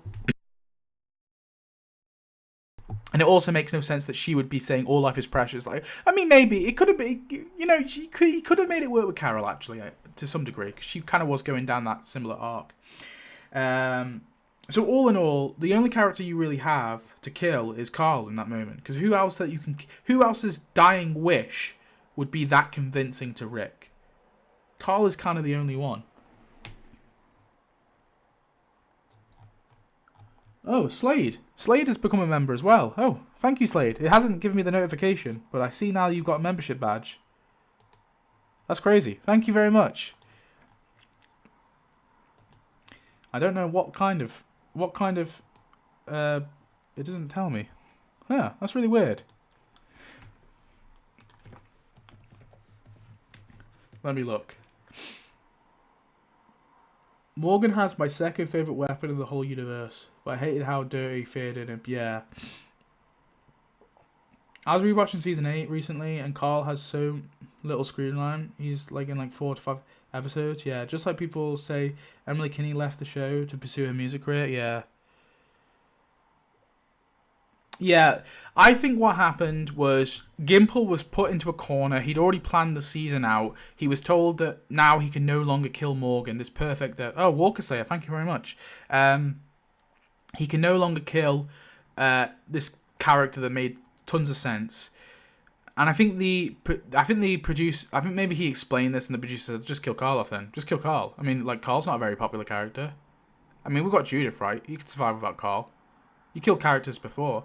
So I think, I don't know how much of it was Gimple, but you got to think of it from Gimple's point of view. If you've written this this season and the whole motivation for Rick, the whole of season 7, right? The season 7 begins with with Rick saying, I'm going to kill you. Not today, not tomorrow, but I'm going to kill you. And then the season 7 ends with Rick saying, when Negan threatens to kill Carl, Rick goes, you can do it right in front of me.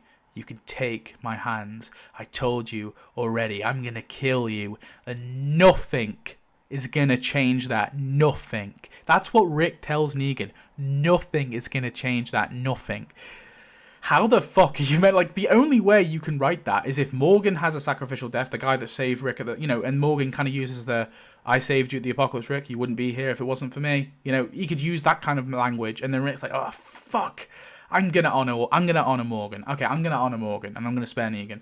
You can write it like that, or you can write it, like, who else could you really put in that place?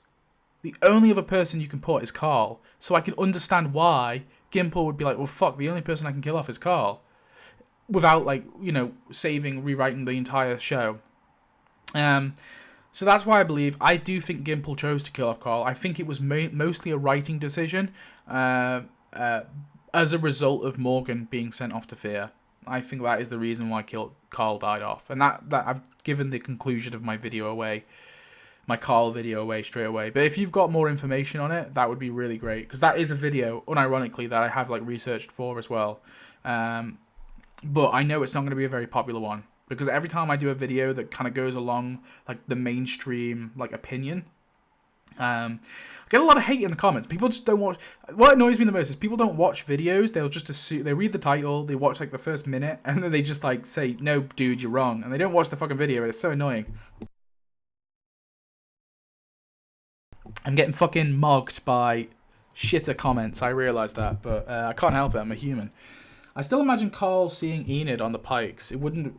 Yeah, I actually think that would have been good as well. I think you can do the, because if we're aging up people, Chandler can have cut his hair short. He can grow his facial hair out possibly. You can have Carl be like older now, like Carl's in his 20s.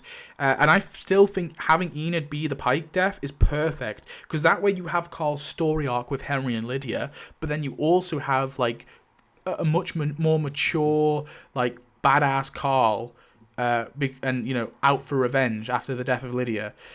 Carol, and I think. Unironically, I would have preferred Carol to die. They should have killed Carol off instead of Carl. Yeah, that's where they should have gone. Because I think Carol could have worked as a character to give Rick that speech. Hell yeah. We should have killed Carol off instead. Anyway, I think Carol had too many fans. Because you've got to think as well back then. Season 8, I think Carol and Daryl had more fans than Carl. Like, I think Carl was actually the safer bet to kill. Like, if they killed Daryl or Carol instead of Carl, I think there could have potentially been more uproar. I still imagine Carl, and until season 8, there was a ton of Carl hatred by fans. Yeah, exactly. There was. A lot of people hated Carl. It was like a meme. People used to, like, always... I remember there was this channel I watched. Hang on. I'll show you. This is a funny... This is... So this channel, I remember I used to watch these videos. I was watching these as they were coming out week by week, right? And in this video, I think they literally make fun of... where is it? They make fun of Carl constantly. Hey, here we go. Yeah, we'll go for here. This is like a peak example of like the fans and like sort of mainstream fandom stuff. Just constantly making fun of Carl. Let me find it. Where is it? It's this one. The Weird Al? Damn, never realized we had so much in common. Carl continues to have the worst haircut on TV in the history of both haircuts and also TV. Just how bad is Carl's haircut? That absurd hat he wears is still not the dumbest shit on his head. And there's a lesson here for sure. Get a decent haircut or you're gonna wind up working at a gas station. Hey, sounds like Carl has a new friend. I've been shot at. So all these like little jokes, little jabs at Carl, like bad hair, all these things. And this guy does it throughout this little series. And then like I think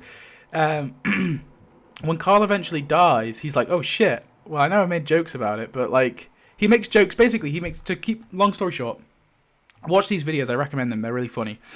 He makes jokes about Carl, like killing off Carl, like please kill off Carl, like on all this time, and then he gets to episode 8 and he's like, wait, I'll show you the episode 8 one. This is, so we get to the... So he keeps making things about, like, yeah, kill off fucking Carl, please. Out of one of the last windows in Alexandria. Smells the face close-ups with weird music are so sudden. Look. Percent booty. And Here I he really is. hope they stop doing them very soon, forever. Wow. It finally happened. They finally killed Carl. This is so sudden. I barely have time to buy any confetti or balloons.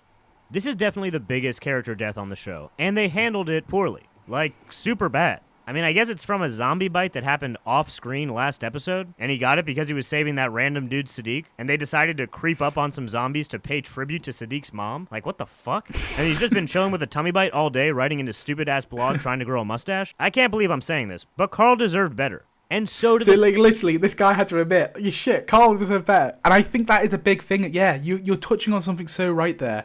I think there was so much Carl hatred back then. People are looking at, like, in hindsight, why would you ever do that? People fucking ragged on Carl all the time. Rick, Daryl, Carol, Michonne, all these characters had way more fan support. Is it wrong to kill a character? Even Morgan, to some degree, I think probably had more, but less so. I think Morgan was a bit hated. But, like, Carl was a fucking despised character. People ragged on Carl all the time. That is part of the reason why he was killed off. I remember back then as well. Even I wasn't a big Carl fan. The fanbase was so overly hateful over anything, and everyone is on. Yeah, that is the reason why Carl was killed. Anyway, we went completely off topic with what the stream was about, but yeah. Anyway, I'm going to end things there. It's been real fun chatting with you. Thank you both to Slade Lannister and Pigossi Whiskey for both becoming channel members. Well, Pigossi Whiskey becoming a channel member again. Thank you so much. Honestly, that really helps. Even if you're just doing the 199 Rookie Slayer, really, you know, if lots of people do that makes the difference to me. You know, I'm able to do this, put a lot more time into this. So honestly, means the world to me. Yeah, that you would go that far. But if you can't, if you're in the chat right now, and you don't think I'm trying to guilt trip you into it, that you don't have to.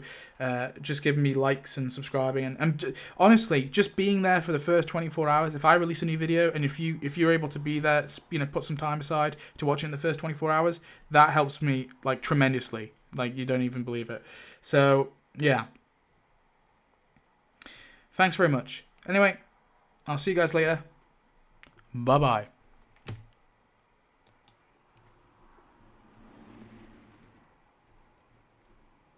Oh wait, you said, seriously would have been an incredible season if Morgan dies from the recklessness and his wrath and Rick has to save Negan to stop Carl. Good evening. Yeah, that would have been great. Sorry, I'm reading that last comment, but thanks again. Yeah, that's exactly what it would have been. Morgan's death was so perfectly set up there, and it's a shame they killed it. But anyway, yeah, thanks again, guys. Bye.